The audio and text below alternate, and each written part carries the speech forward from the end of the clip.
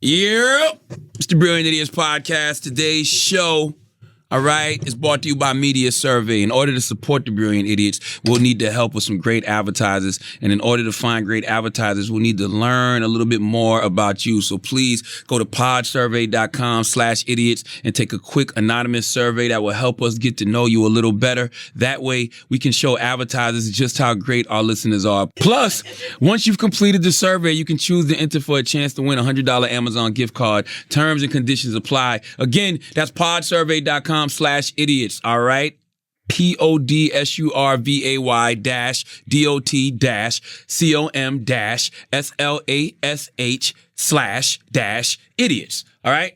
Thanks for your help. Also, go grab Shook One, Anxiety Playing Tricks on Me. It's my new book. It's a national bestseller. Wherever you buy books, it is available. It is helping to get people more mentally healthy. And if it's not helping them to get mentally healthy, it's making them aware of their mental health. And we're taking our mental health more serious. So go grab a copy of Shook One, Anxiety Playing Tricks on Me. Now, let's start the show. It's so stupid, it's positively brilliant. The Brilliant Idiots Podcast. Yeah, Charlamagne the God here. Another episode of the Brilliant Idiots minus Andrew Schulz. Andrew is in LA doing God knows what. But I have my sister here. Her name is Angela Rye. Hello, brother. Good evening, Angela Rye. How are you? Evening? Good afternoon. Yeah, thanks. We're recording this at 12:42 in the afternoon on a Wednesday, February 27th. It's good you know what today is. What is currently going on right now is Michael Cohen is snitching. You know, he's being a good rat though. I think so. Do you realize that people don't mind you being a snitch as long as they don't like the person you're snitching on? Yes, absolutely. Yes. I think you like him too right now. I don't know why I should like him. I think that Michael Cohen is giving us a glimpse into what we already know about Donald Trump, but it's confirmation because he was up close and personal. Here's my thing. I agree with all of that, but it's hard to trust rats. And the reason I say it's hard to trust rats because his back is against the wall. He's going to jail. And why is your morality kicking in now? Well, I think that his morality is kicking in now because it's a wake-up call that he wasn't invincible. And this is a guy who at one point said he would take a bullet for Donald Trump, who's now realizing that the guns turned back on him. And Donald Trump was like, there's no loyalty. Yeah. Like the Rihanna Kendrick song, Trump doesn't know that song. Who is Michael Cohen again? He was his lawyer. Michael Cohen is the Trump was the Trump organization's lawyer. He's since lost his bar license since all of these things have happened. He is the person who, in less artful terms, was Donald Trump's fixer. So he was responsible for paying Stormy Daniels the hush money. Yes. Stormy Daniels is the porn star that Donald Trump had an affair with. He was responsible for lying to Melania Trump, who some people refer to as Melanie. Nothing wrong with having a good wingman that covers for you if you out there doing dirt. It is something wrong with that. I would not, if one of my homeboys could not tell, if I was doing dirt, which I'm not, my homeboys better not tell my wife, well, yeah, you know he was out there doing X, Y, and Z. It's not just his homeboy, it's the lawyer for the Trump organization. Like, he should have been doing things for the actual company instead of lying to people and solving problems. Oh, the other thing we talked about is we know that he is the lawyer who is responsible for calling the small business owners who Donald Trump regularly stole from and said, you're not getting your money or we're paying you less than what you're really owed. Really? Yes. It's horrible. So listen, ask a question. If you're the Trump organizing lawyer? No, the Trump organization's lawyer. Yes. Okay. What if organizing thoughts is part of what he does and that's what he was doing? I'm being honest. Like, what if that was part of the job description? I'm not responding to that. Okay. So that is ridiculous. So he's snitching now because why? Because he has found his conscience. Like, in your conscience, I think here's the thing. Okay. You said that, you can't always trust rats. I think you always have to ask and try to determine motives. Mm-hmm. I think that he has really been humbled. Like, I don't remember if you remember the Michael Cohen that was going on air to defend Trump during the 2016 elections. He was very cocky, very and now this is a completely different person. Testifying before Congressman Cummings' committee today, Oversight and Government Reform, he's like, yes, sir, Mr. Chairman. Completely different guy. You look back at his testimony where he was lying to Congress, totally different. Everybody gets humble when they face in prison, though. Okay, but I'm saying, so people are like, well, what does he have to gain? I think now it's just being able to sleep at night. He's already been, sentenced. He's going to jail. What did he get kicked out the club for? What club? The club, Donald Trump's club. What did he get kicked out the gang for? Why don't they mess with each other? I forgot. Because he was like, he's indicted and he turned. Got you. So they indicted him, then he turned. Okay. Yeah. I mean, listen, I'm happy that he's doing whatever he's doing. I hope it leads to something because I like being right. And, we've told people that this Trump administration is going to crash and burn. This is the first step to them crashing and burning, right? Mm-hmm. So I'm with that. I just don't know how much you can trust somebody who's facing prison time. Like, he's liable to say anything. And I don't know how much people will care about what he says. Like, what's some of the stuff he said in opening day about him being racist? In opening day? Opening day testimony. Oh, I didn't know what you were saying. Okay, what's the question again? What's some of the stuff that he was saying? This is cold. Angela Rye got me drinking. It was supposed to be a turmeric ginger latte, but it's matcha turmeric and ginger, which means you're going to be bouncing off the walls. Bouncing around. What's in it? Bouncing. What's in it?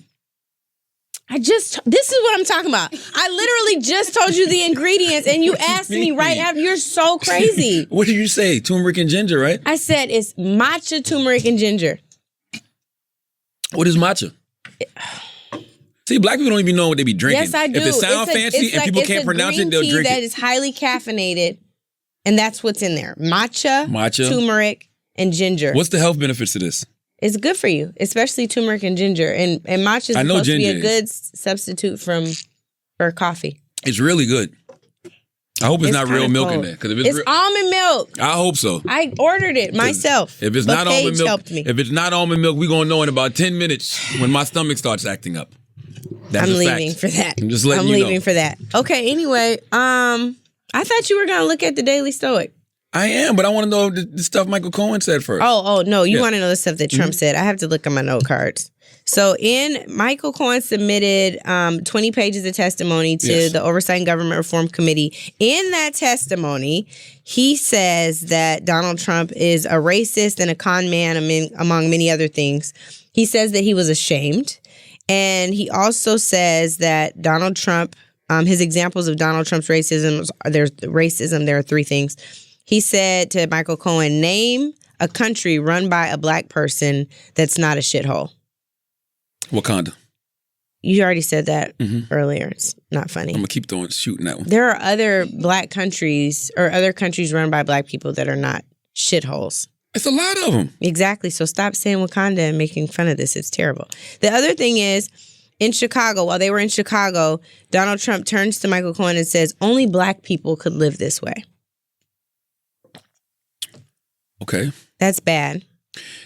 Very true, but depends on the neighborhood.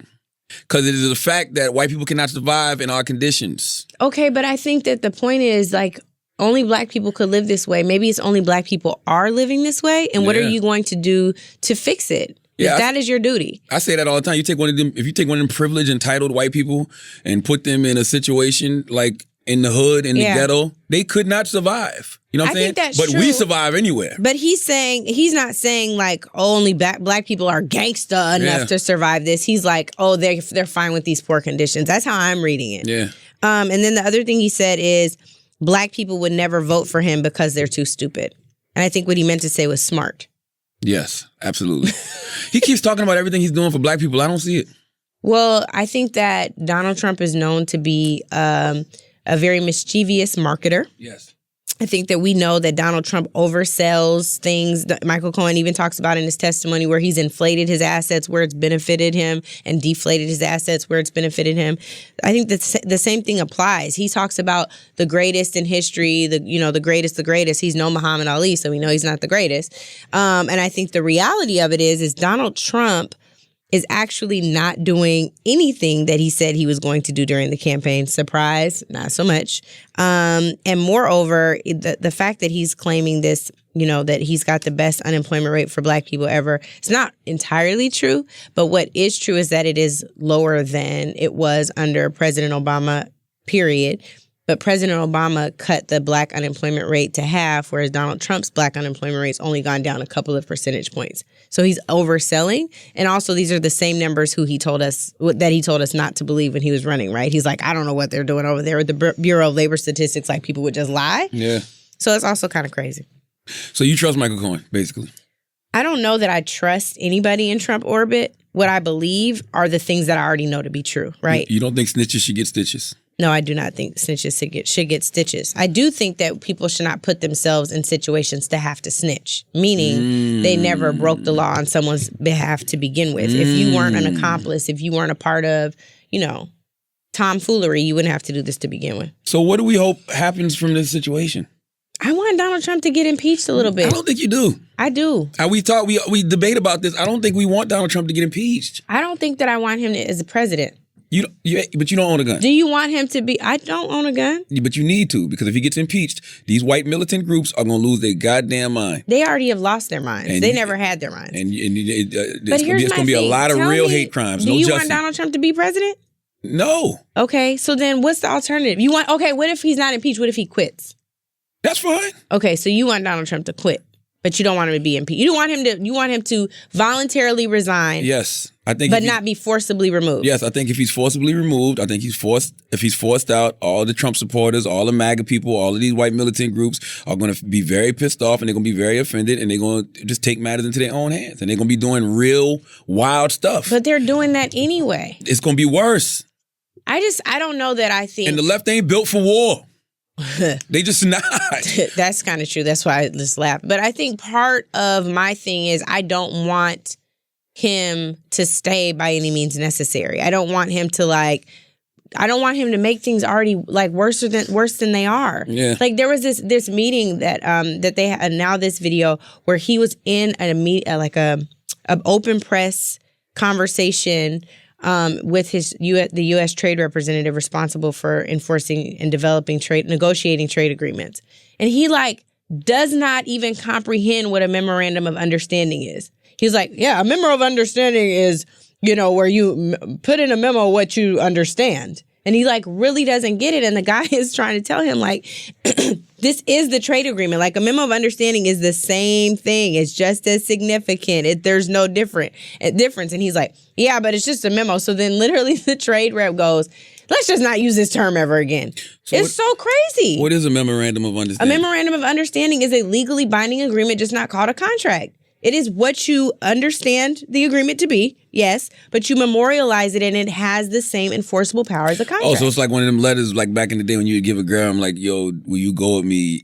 Yes, no, or maybe. It's not a real contract, but if she checks yes, it's a memorandum of understanding. It's not. It is a real contract. It's called a memorandum of understanding because of the format in which it's drafted, but it's legally enforceable. Yeah, like the yes, no, or maybe letter. How is that legally enforceable? Because it's not a contract, but if I give it to you and you check yes, you my girlfriend. But that's not legal. It's not a legally enforceable binding. Oh, so the lawyer still can be over the memorandum of understanding. Good night. What did I say? I said something wrong. Let's just move. You always say something wrong. This is why niggas can't learn. Because when they talk to people that's smarter than them, smart people don't want to teach them. I have said the same answer 5 times and you refuse to accept it. So it's a contract? Basically, yes. It's a legally binding agreement. Why we don't just call it a contract? That's why the trade representative, thank you for playing Donald Trump in this space accidentally. Mm-hmm. That is why the trade rep goes, fine, we just won't use that term anymore. Yeah, it's an agreement. That's a lot of words for no reason. You agree with Donald Trump? Imagine if you're talking to these rappers, I want you to sign this memorandum of understanding. Yeah. In order to get a record deal. And you never heard of an MOU before? No. Oh. You probably have. You just don't listen very well. I've never heard of it. Y'all heard of that term? MOU? Of course you did, Naja, because you're around Angela Rye all day. Naja. What am I saying wrong? Naja. People Taylor, have you ever heard of that? No. Jordan? See? Y'all gotta stop. This focus group is off. No. We need a more representative focus group. You have to stop. We have to stop, putting our nose up at people that I wasn't putting my nose up. My nose was put up as the fact that he was just no, he's the president too. Don't you want him to have a little more? Stop saying that. No. Stop saying he's the president? Listen, he is. Okay. But we keep acting like he has the qualifications of every other president and the education of every other president. And therein lies the point. My point is, the expectation is that he should. I am clear that he does not, which is why I don't mind if he's impeached. Not sure why you're not there. Because he represents the stupids. I don't want to have somebody that represents the stupids. America I Lord want him DeBar. to represent the smart people too. If you had to compare Donald Trump to a black person. No. Right? Who would it be? Diamond and Silk. Diamond and Silk, exactly. So imagine having Diamond and Silk as president. No. People would understand how low the bar has been set. How low can you go? Exactly. Can you go down low? Yeah, exactly. So having him as the president is the same thing as that. He's a celebrity. Like, I don't look for him to know these things. Like, celebrity and stupid are not synonymous. They can be. They can be. Yes. But they don't have to be. And I think that my point is, I'm tired of it. The typos on Twitter, like the bullying on Twitter, the stuff he says to reporters, like the way that he undermines every like institution in this country, the fact that he doesn't understand the Constitution or what's in it, like at every turn, he is an embarrassment. The smartest celebrity you know would be a stupid president. I don't think that's true. I 100%. Who's the smartest celebrity you know? The smartest. I'm just thinking about people that we know that are celebrities that we know are that show signs of intelligence. Give me some. It could be Denzel Washington. It could be Oprah? Jay-Z. Oprah would be a stupid president. No, she would not. And I love Oprah. You bet that's blasphemous. No. Listen what I'm saying. A stupid president. No. Not a stupid person. No. You know why she wouldn't be a stupid president? Why? Because I think the telltale signs of a good leader are people who know what they don't know and bring people in to compensate for what they're not aware of. Oprah is brilliant enough to know what she doesn't know, and she's absolutely smart enough to know who she needs to bring in to bolster where she's weak. That's how you know she would be a dope president. So you don't think it's nothing to the point of... And she reads. She would read the intelligence briefings. But she can't catch up like... And she would not have executive time for 7 hours a day not doing anything. But she can't catch up like Barack was in... You know, he was a senator, and like all these people have political backgrounds, so they've been studying these things for years. Oprah hasn't been doing that. But she's been studying business. She studies people. Her emotional intelligence alone runs circles around most of the presidents. I would argue around at least 44 of the 45. You think Oprah can quote the Constitution? I don't think you have to quote the Constitution. You have to understand what it's about. You have to know where it's a reference guide. You don't have to memorize it like Bible verses, but you have to know what it's about. You have to know about freedom of the press and like she'd be good protection. At that. She knows that stuff. Yeah. And I think she knows it already without having to have a crash course. He knows none of it. I just think everybody is stupid at something, especially things that you don't know. And yes, there's some things you can learn. I just don't know if I want on-the-job training with my Oprah, you president. said she would be a stupid president. Stupid president, not a stupid person. That's what I just said. Like, I'm stupid in the kitchen. Like, I don't know how to mix things and bake things, and I don't know what ingredients. You don't know how to follow instructions? Can you get a cookbook? That don't mean it's going to be good. I still need experience. I don't agree with this. So you don't think that no president should have experience in politics? I did not. I know you didn't hear me say that. You're such a liar. You are Donald Trump That was my today. memorandum of understanding of what you just said. Good night. Let's move on. So ridiculous. I'm serious. You're a troll. I don't know if people know how much of a troll you are. Why do you say I troll?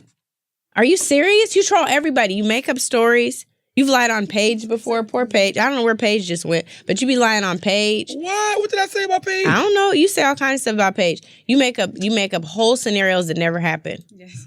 Like what? See? What is Taylor? Stop lying. Why do y'all lie like this? Why would we have to lie? You've been lying a lot since you turned Haitian, yo. I'm not gonna lie. Now the Haitians are going to come get you. It's going to be the Haitian Hive. They're going to come get you because you just said that Haitians are liars for no reason. I did not say that. Yes, you did. No, I did not. Yes, you did. I said ever since no you reason. turned Haitian. But I didn't even turn Haitian. I don't even know how to turn Haitian. Angela Rye is Haitian, if you don't know. That's what they said on Wikipedia. I don't know. You go to her Wikipedia page. They want to say that I'm not a descendant of United States slaves. She's a Haitian American lawyer. That is so crazy. But you're American, so they said you're white. They just said you're a mayonnaise American radio personality.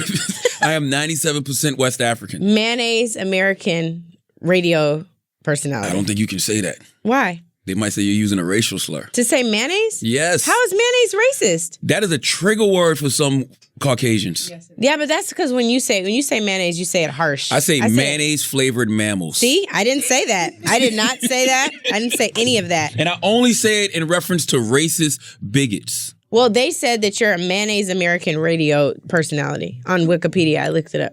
No, they didn't. Yes, they did. You know the lady in Maryland? I gave her donkey the day today. What's the lady in Maryland name? Marianne. She's a Maryland lawmaker. That means she's in the legislature? Yes. Okay. And she said that PG County is the nigger district. You didn't hear about that? Is she white? Yeah, of course she's white. She did not say that. Yes, and she apologized to like the Black Caucus down there and everything. She said that PG County is the nigga district. Why did she say that? She was sitting around having a conversation at a cigar bar. So here's the thing that I want to talk about. Yeah. Why is Black History Month, this Black History Month in particular, they've used it to like trigger, try, frustrate, and be real racist. Oh, I got a whole theory about that. What is it? Because last year's Black History Month was too lit. Y'all niggas was feeling yourself too much. Black Panther came out during Black History Month. You had the same stuff you always have, like the All-Star Game and CIAA. You had the Oscars. Who won at the Oscars last year? Oh, no, the Oscars was a little better this year. It was really Black Panther. Black Panther had y'all feeling yourself. Y'all walking around here and y'all dashikis and y'all little crowns. Somebody and even taking y'all little African ancestry test. Eddie Murphy's dad's thing and from Zamunda, the little tiger. They even another country ran by Black people. That's not a shithole country. Stop making up fake ones and use some real ones. But that's why this Black History Month has been so tough on Black people. Why? Because they gave y'all Black Panther last year. So this year they making up for it. You said they gave y'all. They did. So you think the white man didn't do that on purpose? Anyway. You think they didn't film Black Panther and say the perfect time to put this out is during Black History Month? Okay, so let me ask you this. Yes. How do you think Gucci can recover from the blackface turtleneck? And can Burberry recover from the noose hoodie? First of all, I don't wear Gucci. I didn't ask you. Time out. See, this is why we fight. Because I didn't ask you if you wore Gucci. I said, can they recover? Gucci ain't going nowhere. Y'all niggas is not throwing away y'all Gucci. Okay? You just scratched your throat just now because you know you got some very expensive Gucci pieces in your closet you are not throwing away. Excuse me. This is all I want to say because I believe in authenticity. I do have Gucci bags. I'm not using them. Bags, plural. I'm not using them right now, and I did switch my bag as soon as I got home from when the incident happened. I am really hoping that I do not have to consign them, but you caught the wrong one if you think I wouldn't if they don't fix this. Well, fix it how? You know how I feel about it. Okay, so this is what I want to talk about. Okay. How would it be fixable? How can they recover from it? I don't think they can. First of all, it's this thing, right? Most of the people that are boycotting Gucci can't afford Gucci anyway. So you can't boycott what you can't afford. Okay. Most of the people have never bought Gucci. So you can't boycott what you've never bought. All the people who actually Does it count if they bought it at the swap meet? Yes. Like what if yes. Wait, what if people were like, okay, I'm boycotting Gucci. I'm not buying no more Gucci in the swap market. Yeah, but you don't want to get cut off from your people and you wearing bootleg Gucci. If I get cut off from my people, it's because I'm out here styling in some real Gucci. Okay. Like Floyd Mayweather. Okay? Oh, Lord. But I don't, like, my thing is this. I never cared about Gucci. I don't wear Gucci. So I don't know what they could do. Do you wear any designer labels? Not really. Like right now I got on a April Walker sweatshirt. April Walker is one of the only Black female designer that I can think of. You know what I'm saying? My homegirl Ty put me on her yesterday. She's actually on the shirt. It's Huey P. Newton. And then it's April Walker. I got on Art Meets Chaos jeans. Those are Black owned. My man Don. So it's just like, I support like I said on the podcast before. Do you wear Nikes? No, I got on Pumas right now. And you know why I got on Pumas? Because my man Emery Jones, you know what I'm saying? But Puma is still owned by white people. Puma's actually owned by the same people who own Gucci, if I'm not mistaken. Oh! I think so. Oh. It's the same fashion house. So you're wearing Gucci. No, y'all said y'all boycotting Gucci. No, I said y'all boycotting the whole fashion house. Y'all were very specific in who y'all were boycotting. Very specific. Yes. Well, I didn't say that I was boycotting, although I'm not wearing it or using it right now. So what is that called? I don't mind boycotting. Did I ever tell you the story about my dad? And when I was that don't got nothing to do with all that Gucci in your closet. All that Gucci in my closet. But let me tell you this. Do you know that when I was in the 4th grade, going into 5th grade, there was a big Nike boycott. I can't remember what it was for because I was in the 5th grade. Mm-hmm. But I just got the brand new Jordans. My dad he let us still wear the Nike stuff, but I had to put black duct tape on the back of my Jordan so you couldn't see the Nike logo. Do you know how mad I was? People were saying I had Pro Wings on instead of Jordan. I was so pissed. Like, that is so foul. So anyway, my point in bringing that up is... That was back in the day when Jordan and Nike were like the same thing. Because I think Jordan is its own entity now. Well, it's Jumpman, but it's still a Nike subsidiary. I'm not sure. Look that up, son. I'm probably wrong. Fact check it. No, who cares about facts? It's 2019. Anyway, the point I'm raising is I don't mind a boycott. I've had to do this all my life when it hurt the worst. Yeah, you don't mind a boycott unless it's a brand that you love and Like a what? brand that you spent a lot of money for. Gucci. But I am boycotting. I'm not using any of those products. And my dad still let me wear my Nikes, and I shouldn't have been wearing Why, them. this is my thing with Gucci, too. Why do y'all Negroes think that a fashion house owned by Europeans that has been around for hundreds of years gives a damn about you darkies? Okay, can you not say darkies ever again? I think that that's probably true. Here's what I think could be done. I think that fashion houses have to diversify. I think when you don't have people at the table who look like us, who have that same kind of historical understanding and context, you're bound to make tragic mistakes, deadly mistakes. I think they need people in senior leadership who are Black and understand, not because they are trying to put a Band-Aid on this, but because they deserve to have seats at the table. There are some really powerful fashion execs who are Black who they could hire. I also think they need Black people on these corporate boards. One of the things we found out with H&M when they had coolest monkey in the jungle. They didn't have any Black people on their board. Put Black people on these boards that talk about your profits and treat diversity like it's just as important as your actual profit, your revenue, your revenue, what you're making in the market. I think the other thing they should do and could do is hire consultants of color to ensure that people, like on whether it's marketing and communications or external affairs or government relations or ad firms, like all of these entities should be a part of their ecosystem and not just that's the Black one, like an actual part of the ecosystem and the decision making. I think those are the things that can turn brands around, and they shouldn't just do it when there's a crisis. They should do it because it's right. Y'all not tired of integration? What? Y'all not tired of integration? Like, y'all not tired of always wanting a seat at the table instead of building our own table? I don't think that those have to be mutually exclusive. I think that we could build our own tables and still demand seats at the table. Any place where we spend money, Dr. King said it best. If you can't respect my dollar if you don't respect my person. And what that means is I'm not going to spend my money with you if you're not integrating me and not just for the sake of integration, but making me a part of your ecosystem. If I spend my money there, I've literally built your brand. Yeah, I just don't like us always looking for validation from these entities that don't give a shit about us anyway. And it's almost like this stuff that's so expensive and so out of our price range, the stuff we shouldn't be buying anyway because we really can't afford it, but we do it because it makes us feel better. Or we're stunting on the next Black man, the next Black woman. Yeah. Why do we put so much investment into that? They're not doing nothing for our communities. Zero, zilch, nada. We're literally saying we want more people in these rooms to help them make more clothing that we can't afford. You know what I'm saying? More clothing that our people are going to kill each other over. More clothing that's going to make our people feel insecure about themselves because they can't get it. For what? Well, and I think part of it is that this is where you have a conversation about Black people not being monolithic. We're not monolithic. There are Black people who can afford these brands. Oh, yes. Whatever. There are Black people who can't afford these brands, and there are Black people who want to wear these brands, and they should be able to. The other thing I think we should be talking about is Virgil, what's his last name? Off-White.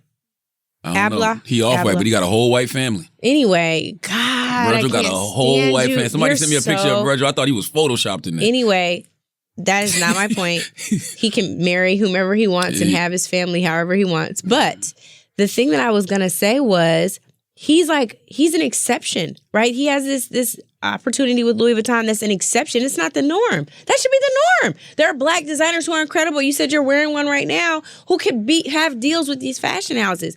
We know Pierre Moss has that deal with Reebok. That's rare. Those should not be rare anymore, right? I like guys like Jerry Lorenzo. I love Jerry. You know what I'm saying? I love Jerry. I like Black-owned companies with Black-owned designers. But you also know he has a deal with Nike. That he does. So I'm saying you can still maintain your own brand and then do these partnerships where, to me, that big brand is benefiting from it more than the designer. He's been doing fine. All right, but see, I like the Jerry Nike deal because even though we know, Phil Knight sells guns to both sides. You know what I'm saying? When it comes to the whole Republican Democrat thing, the fact that Nike has traditionally always fed Black people in some way, shape, or form. Whether it's endorsement deals, whether it's, building community centers, that. It makes sense for Jerry Lorenzo to have a deal over there. I can see them doing something like that. I mean, goddamn, Nike got Colin Kaepernick. Yeah. You know what I mean? But Virgil is the first. You know what I mean? The Yeah. first at Louis. They don't give a damn that's about true. us. And they probably did the deal once they saw his whole white family. It was like, okay. Shut up. That is so crazy. He's black, but he's off black. That's right. You are such a troll. Off black would be. This is why we should have started by great- reading the Daily Stoic. You need that to ground you in the name Off of black God. is a great line. That should be the new spinoff. Off black? Off black. If you do that, your Twitter friends are going to drag you. I don't be on Twitter no more, so I don't even know what y'all be Yeah, dragging. I can't do the replies. I had to silence the replies. What's the Daily Stoic for today? Cultivating indifference where others grow passion. Imagine the power you'd have in your life and relationships if all the things that trouble everyone else, how thin they are, how much money they have, how long they have left to live, how they will die, didn't matter so much. What if where others were upset, envious, excited, possessive, or greedy, you were objective, calm, and clear-headed? Can you envision that? Imagine what it would do for your relationships at work or for your love life or your friendships. Seneca was an incredibly wealthy, even famous man, yet he was a Stoic. He had many material things, yet as the Stoics say, he was also indifferent to them. He enjoyed them while they were there, but he accepted that. They He might accepted someday that. disappear. Yes. What a better attitude than desperately craving more or fearfully dreading losing even one penny. Indifference is solid middle ground. Ooh. It's not about avoidance or shunning, but rather not giving any possible outcome more power or preference than is appropriate. This is not easy to do, certainly, but if you could manage, how much more relaxed would you be? How close are you to that, Angela Rye? I don't think I'm close. I think I give a lot of power away to things that I shouldn't. Yes. I think that I get caught up in, here's one of my pet peeves. When people say something that's not true about me, I spend a lot of time trying to correct that narrative or trying to fix it in my own mind. And I just seen it. And what does your brother tell you when you tell me these things? You're just not even going to let me get the whole thing I'm sorry. out? Go ahead. God. I spend a lot of time trying to take away the validation of that to whomever, needed that, to say something. Like, for example, there was a speaker who said that I was rude and didn't what was mean to these organizers of this event. And I'm like, that's not true. But also, I can have an off day. I can have a bad day. And I think sometimes when you have some type of a platform, people expect for you to be perfect all the time and never human. And I think that's not real. Mm-hmm. But I do think it's really, really hard for me to shed that. There's a therapy thing, but there's an image of perfection that I hold, and I very much battle with the image of perfection versus authenticity. Perfection from who, though? Perfection, like I need to have it together. I need to make sure that I'm presenting in a way where it's I'm together. And You're not Christ. No, I know that. I'm very clear. I cuss, I fall down. I got bruises right now. I'm knocking into stuff, far from perfect. But I still struggle with the image of perfection, meaning I need to present to people that I have it together. Part of it comes from childhood. My parents, my dad used to say to me all the time, even at the dinner table, with silverware, practice makes perfect, little girlie. And I can still hear it in my mind. And he didn't mean it bad, but in my mind, what it said was I'm not perfect. So trying to achieve that, to attain that, it's like an addiction to them being proud of me. Well, I tell my daughter don't practice bad habits. That's good. Yeah, I don't say practice makes perfect, because that's bullshit. Nothing makes perfect. We're human. Don't be talking about my daddy. Eddie, my guy. Me and Eddie done smoked together. No, you haven't. No, you haven't. Although I wouldn't put it past my dad. Sorry, Dad. But I think what he was trying to say that if you practice something, you'll be great. But what I heard is that I wasn't perfect, so I needed to strive for perfection. And striving for perfection, really, we should be saying strive towards excellence. But for me, it was about an image, from doing church ministry to whatever. It was showing, because I think we even see that with our pastors, we expect perfection. That's not real. My dad also said, which is a really great word of advice. He said, Angela, the sooner you learn not to put people on pedestals, the better off you'll be. Oof. And I still think that in some part of my mind, I felt like I needed to be pedestal worthy, which is ridiculous, but it's hard for me to shed it. The crazy thing about it is the dichotomy that exists between me striving for perfection and always living in my authentic truth. I think I do that. I'm super authentic, super real. I'll tell you right now, this ain't my ponytail. You know what I'm saying? You can tell. You're such a jerk. You're such a jackass. In this moment of vulnerability, we know that hair is fake. Anyway, the point is, you're like, I know what I know. I know when I'm, being super real, or I'm like, I've been a hypocrite here. I'll confess that to people all day. That's being real, though. No, that's what I'm saying. Like, do you know what authenticity means? Yeah. I'm just checking. Authenticity of understanding. Memorandum of authenticity. I got you. Memorandum of authenticity? Yes. Okay. I can't stand you so much. Anyway, my only point is like, I still can be my authentic self, and I will still struggle with this image, this presentation, right? So anyway, that's a therapy moment where I definitely it's a lot to unpack there, right? Yeah. Number one, I know you're a God-fearing woman. I know you're a spiritual woman. Praise the Lord. So you know, at least growing up in the church, that there's only, at least what they teach us, is only one entity is perfect. Yeah. And that was Jesus the Father, Christ. Son, and the Holy Ghost. Father, Son, yeah. So why would you ever think that you had to be? You don't see perfect? Contradictions in church. Like I feel Of course. okay. So I feel like even though like the pastor and first lady aren't perfect, like there's still like this image of perfection. Like they don't necessarily, most pastors and first ladies don't come before the church and confess their sins or even address it if there was a shortcoming. In most situations, I think there are probably some that do. I don't want to generalize the church, but I also think like, just for example, like this is one of the biggest hypocrisies that I've seen in church, like on homosexuality, where it is condemned. Like it'll be broadly condemned in many churches, not in every single one. Like, all this stuff about gay stuff. And then they'll have boys in the youth choir twerking. The choir director. The choir director will be gay, or their whole tenor section, no shade to the tenors, but like you know what I mean? Like the Why whole tenors? Because that's where the men are. Like it'll be like 9 of the 10 tenors. So ain't no gay bass.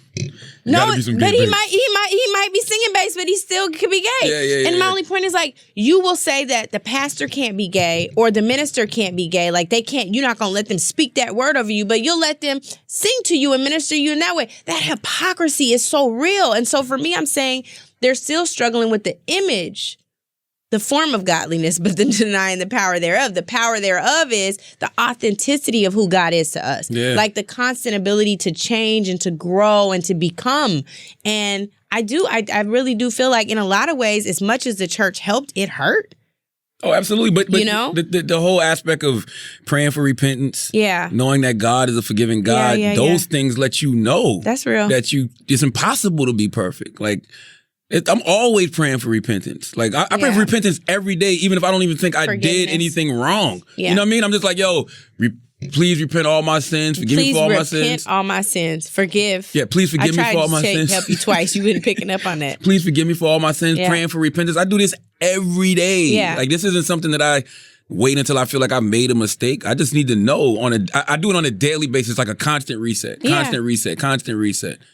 But well, I don't know what your struggle is. Do you have a perception do you think that your perception to be perfect is a perception that you created yourself, or do you think it's a perception that other people have of you? Both. So here's the crazy part. I think that I'm trying to achieve, like, again, my dad tells me every day almost that he's proud of me as much as he tells me he loves me. So it's almost like this addiction where I need, if he doesn't say he's proud, which is rare, especially now, but if he doesn't say he's proud, then I've failed in some way. So it's like trying to maintain meet this certain expectation, not just for my dad, but for the community. I can't let the community down. I can't let my family down. I can't, it's all these people I can't let down. And so I have to present I'm invincible. And I don't think anybody wants that for me, but somehow I've internalized that in that way. Can't that fuck with you in a way, though? Because it's almost like you could constantly just say what people what you think they want to hear. I don't think I say what people want to hear. I think that's probably, thank God, one of the places where I'm the most authentic is the spoken word. I think that where I struggle is the alignment with how I feel about what I'm speaking. For example, I feel like I have to solve everything or fix everything or do for everybody. And what happens, and this is also from therapy, what happens is I resent the person for having to do it. Right? So there's this scripture in the Bible that talks about Isn't that in the Bible now? God loves a cheerful giver. Or did I make that up from tithes and offering? That's in the Bible. I don't know what script. I don't know the address, but I know it's it's sign in the blue flame that says that too in Atlanta. The Script Club says God loves a cheerful giver. I am not doing this with you. This is why you're a troll. But here's the thing. If I'm giving to you and it's begrudgingly, if I'm doing something for you and it's like I might as well not do it. But I will feel like I owe this to my family. I owe this to whatever. And I do it, but I'm like, I resent it. Like, why do I always gotta fix it? Why I always gotta do it? Why can't somebody else do it? You know what I'm saying? It's very interesting because whenever I say something to you, like I'll be like, well, let's put it together. Why I gotta do it? You do that all the time. And I'm just like, but you're the strategizer. No. You are the strategist. Haitian. You're the Haitian American strategist. Stop saying Haitian? That's what Wikipedia says. You mayonnaise. But it just said that's what you do. But here's my point. That's your gift in a lot of ways. Well, here's what's not your gift. You love to delegate stuff and you don't have to do it. And that's irritating. I will tell you no, but I have to tell my family yes all the time. You know? I get it. What's your therapy moment? I wasn't supposed to have all the counseling time. It's not about me today. Oh, it's not about... It might be about me next week. Clearly, God has this light on you because it's things that you need to get off Praise the Lord. Your chest. You can't relate to none of that? I can relate to it all, but I was sitting here thinking like, who do I feel like I want to be, who I don't want to let down, basically. Oh, yeah. You know what I'm saying? So, yeah, of course, it's the community in a lot of ways, but the community's not loyal. Like, that's not true. Everybody, listen, they're loyal, but everybody gets a turn. Like, it could be, especially in our line of work, you see it all the time. I could say something today, everybody agrees with. Might say something tomorrow, everybody on my ass. Yeah. You know what I'm saying? So, but there are some people, like, and I think you say this in your first book, where you talk about, is it 6 or 10 people? What's the number? The law of 10. The law of 10. 3 people gonna like it, 3 people not gonna like it, 4 people just not even gonna care. And I think that you have people who aren't even gonna care, but it could be that those are the 4 people who unconditionally love you and accept you no matter what. Like they're gonna be, and I'm not talking about fans or people who are yes men or yes women or yes people. I'm talking about people who no matter what are like, I know his core, I'm riding with him no matter what. Yeah. So I don't think you should say, my point is, I don't think you should say the whole community's against you. Yeah, I'm gonna let you vent. Yeah, I don't think the whole community's against me. I just say the community's not loyal. I care. I definitely care about what my wife, first and foremost, and my friends, even more than necessarily family. I mean, my friends that have become family, like yourself. Your family. Yeah, like I care what they think because these are people who actually know me. Yeah. So I care about their opinions. Like if you tell me that was some fucked up shit you said, I don't like that you did this. You will we fight. Like we be having whole fights. We'll have a whole fight, and then you know what you say at the end? Memorandum of Understanding. No, you don't. What? You say, I don't want to fight. After the whole fight is done. I don't be wanting to fight. You be wanting to fight all the time. No, that is not true. That is a lie from the pit of hell. It's not true. It's a lie and the truth's not in it. You be wanting to fight. I don't. You will say some whole crazy stuff and at the end of it say, I don't want to fight. The funniest thing in the world is when me and Angela be texting and then I text something I know she don't like and then she calls me. And I'm like, oh, Lord. And then I answer the phone like it's nothing. What's up? What's happening? Peace. What's good? What's good? And I try to deflect real quick. Man. That don't work. That don't work. And then it's like crazy because the worst thing about texting you is like, we just solved this yesterday. And you started all over again. Like, it's like. Because I wake up in the morning with a new thought. No, it'll be the same. It'll be like, you'll be like, man, you know what's wrong with black people, man. And then it's like the whole exact thing. We don't really have no agenda. We ain't got no agenda. It's the same thing. And I'm like, what are you doing about the agenda? I wear black designers every day. That's cool. That's not an agenda. Yeah. No, you're right. Listen, I mean, that's what pisses me off too, though, because like, what? And we talk about this. It piss yourself off? No, I just be saying how like, I hate when I see black people coming at certain black people. Like, yo, you can talk shit about me all day. I ain't really shit. You know what I'm saying? But when it comes, I think that you should change your self-talk. Why? Because we're going to get into that for your therapy momentarily. But your self-talk is not positive. Okay, I get what you're saying. It's true. I feel like when I see people come at you, when I see people come at like Amanda Seals. I'm like, I know y'all body, meaning like I know y'all resume. I know how hard y'all go for Black people on air, off air. Like these are it never stops with you. Yeah. Like ever. So when I see them coming I feel like that was shady. Who is shady? You. What do you mean? You said, it never stops with you, It like doesn't. ever. Naja, am I lying? it never. He's way too tickled by that. But no, that's you. Like you're always ready to go on behalf of your people. Yeah. So when I see people fucking with y'all in that way, I'm like, yo, y'all don't even know the half. Like this is the person that's in that news organization, CNN, fighting for us. This is the person that's always organizing and strategizing something that can help us in some way, shape, or form. This is the person that's always on a plane, away from home a month at a time, out there doing the work on behalf of us. So I really take that personal. I take that, when I see them come at y'all, I take that more personal than when they come at me, to be totally honest with you. Well, I wonder, do you not think you do that work like every day? Yeah, but the difference is I really don't give a fuck. That's not true. A little bit. Kind of. I do a little bit. What's so funny to me is like, I don't know if you're trying to convince us or yourself that you don't care.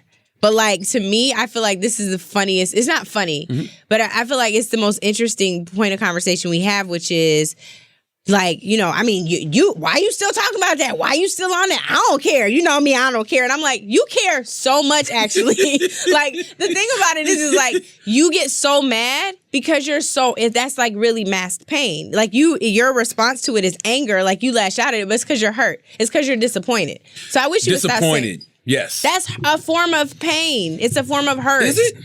Yes. Would you like to look it up? We don't care about definitions here. Why? What is the well, let me. What is the definition of disappointment? Because I be disappointed. I don't necessarily be hurt by it, but I do be disappointed. I be disappointed when I see people react a certain way to my people. No, but I also think it hurts you to You out, Pager? Yeah. Paige, is he or is he not a troll? Ah! I am not. Yes, you are. Loving troll. Loving troll. That's what he just said. He cares. Now, I'm a to that treasure point. troll. To this point, a treasure troll? You are a treasure troll. Okay, so to that point, treasure troll, disappointment, sadness, or displeasure caused by the non-fulfillment of one's hopes or expectations. Boom. I can see that. I get so that. it means you care. Yeah. Yeah. Because my expectation and my hope is that people understand who's really out here on the front lines fighting for y'all. Because the truth to the matter is, and I'm not dissing nobody on social media. That means this is about to be a diss. Yes.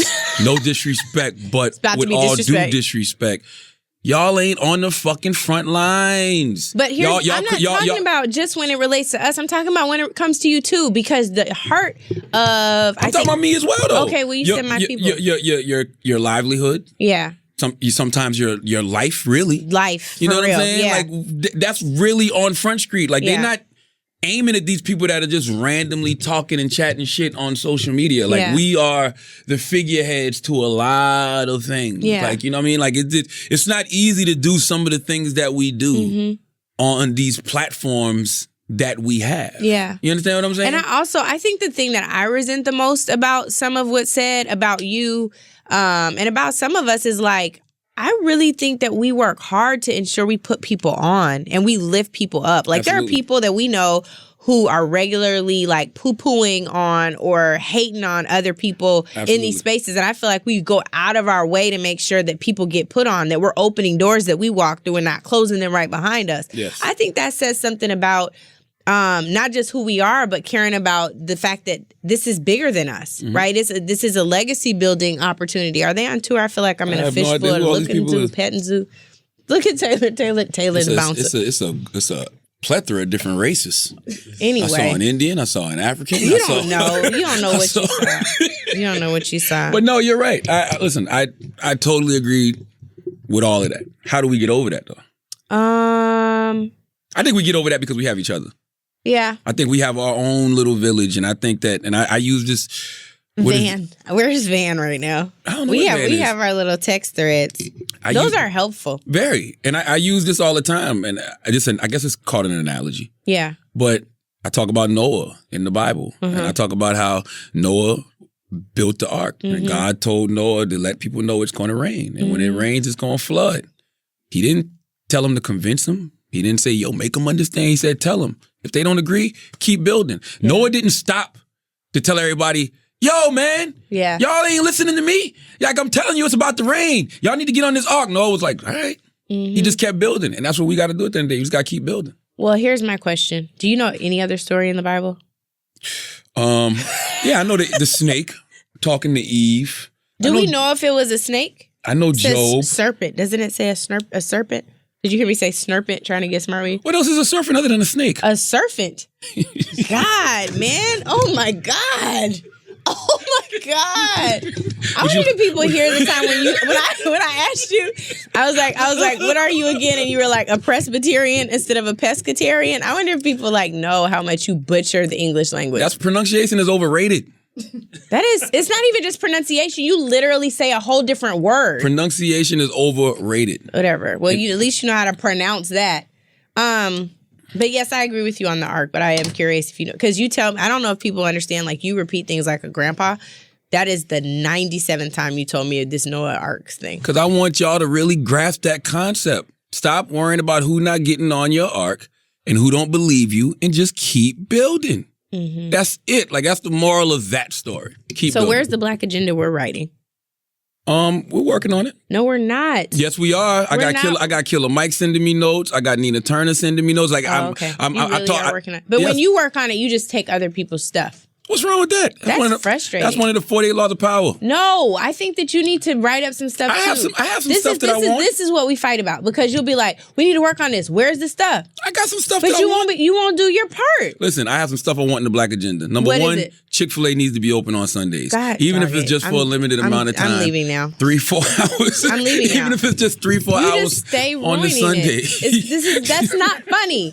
Like what? It's like, actually say something meaningful. Do you think we need to be discussing our plans in front of people? I don't think it hurts. Don't you think it could potentially get other people to talk about it? And what if they sat around with their families and their friends and started working on agenda items? I think, thanks to God, yes, I think that we are blessed and privileged enough to be in the position to where these people, and I've never been in this position in my life. What if people send that stuff in? That would be good. Yes, but we have to turn on our replies on Twitter. No, but even deeper than that, right? Yeah, we're in a position to where these candidates that our community only hears from, we on the phone with them. They calling us. They picking our brains about things. And that's why. But that's why we should be opening it up to hear from some of the most brilliant minds in our community, so they know that what they're saying is being heard. Like, some of the biggest frustrations I think that we're seeing right now, the things that have also disappointed us, is the fact that we are a part of a people who have felt invisible, unheard, and like disrespected for so long. So I think that's some of the outcry that you're seeing. If I use my compassionate side to look at that, I understand that, right? Like, that's real pain. They're disappointed too. They feel like no matter what's happened, I've been stepped on. I'm tired of being stepped on.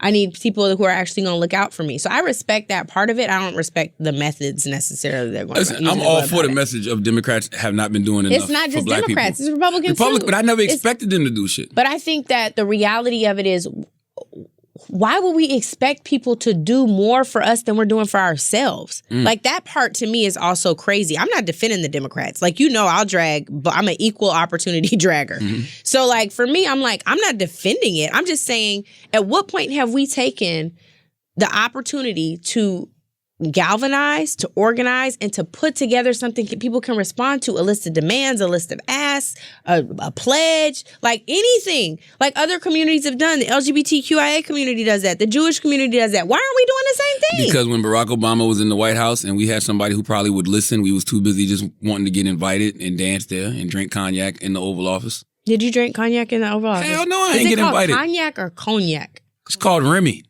Okay, and Hennessy. All right. But I'm saying I wasn't on the scene like that. Yeah.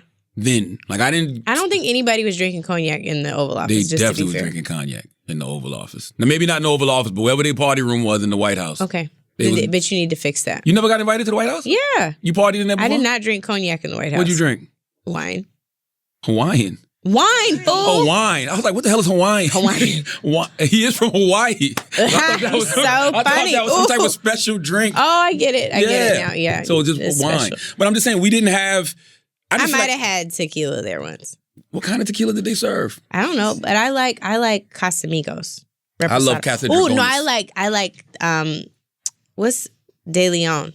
That's Puff's tequila. De Leon is good. It's good, but it's not better than Casa Dragones. And I don't like Casa Dragones. Casa Dragones. It tastes like rubbing alcohol. Really? They don't advertise on this podcast, do they? They just pulled the advertisement starting right now. Well, I'll tell you off the air. What about Casa Dragones? What? Okay. Listen, Angela Rye, I love you.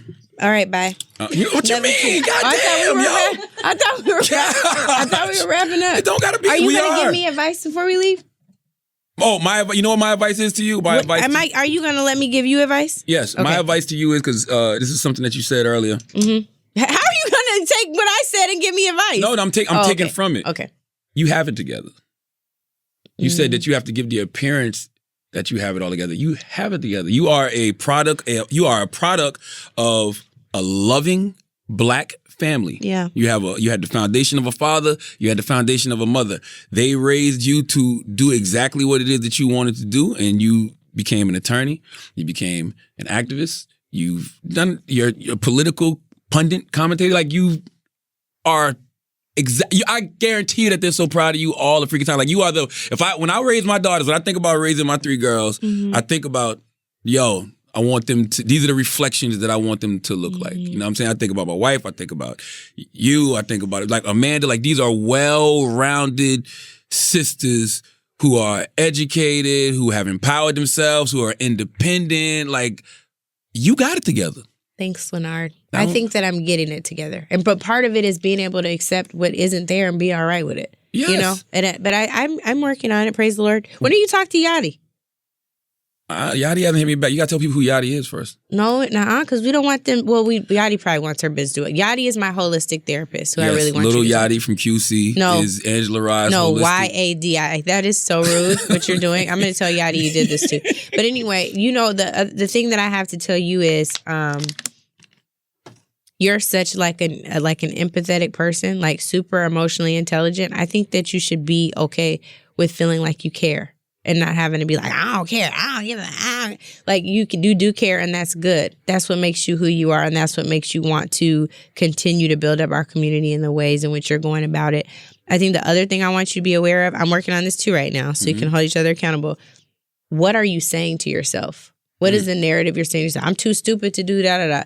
Like, that might be cute and funny, but that ain't that funny. That's rude. Like, be nice to yourself. Be kind to yourself. Like, love on yourself. So I think that's what I'm learning right now, to say something positive like, I'll be like, oh my God, that's so stupid. I can't believe I did that. Like, that is damaging. And the crazier part, this part is the one that's going to get you.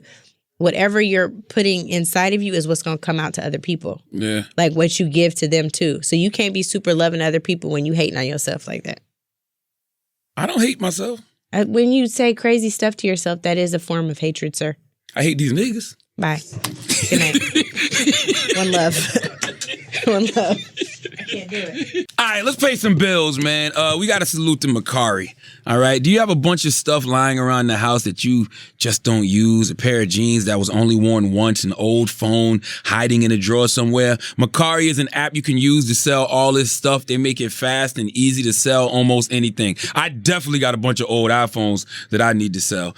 Simply take a few pics of your stuff, add a description, and boom, your item is listed. Once it's sold, Makari emails you a shipping label and you just send it off. All right. No meetups with strangers, no hassles. With Makari, you can sell everything from fashion to electronics to toys to sporting goods. Over 100,000 items get listed on Makari every day. All right. Earn a few extra dollars and clear up valuable space in your home with Makari. The app has over 300,000 reviews on the App Store with an average 4.8 star rating. So why not give it a try? Don't let that stuff you don't use go to waste. Sell it, ship it, and get paid with Makari. All right. You can find Makari on the app or on Makari.com. That's MERCARI, Makari, the selling app.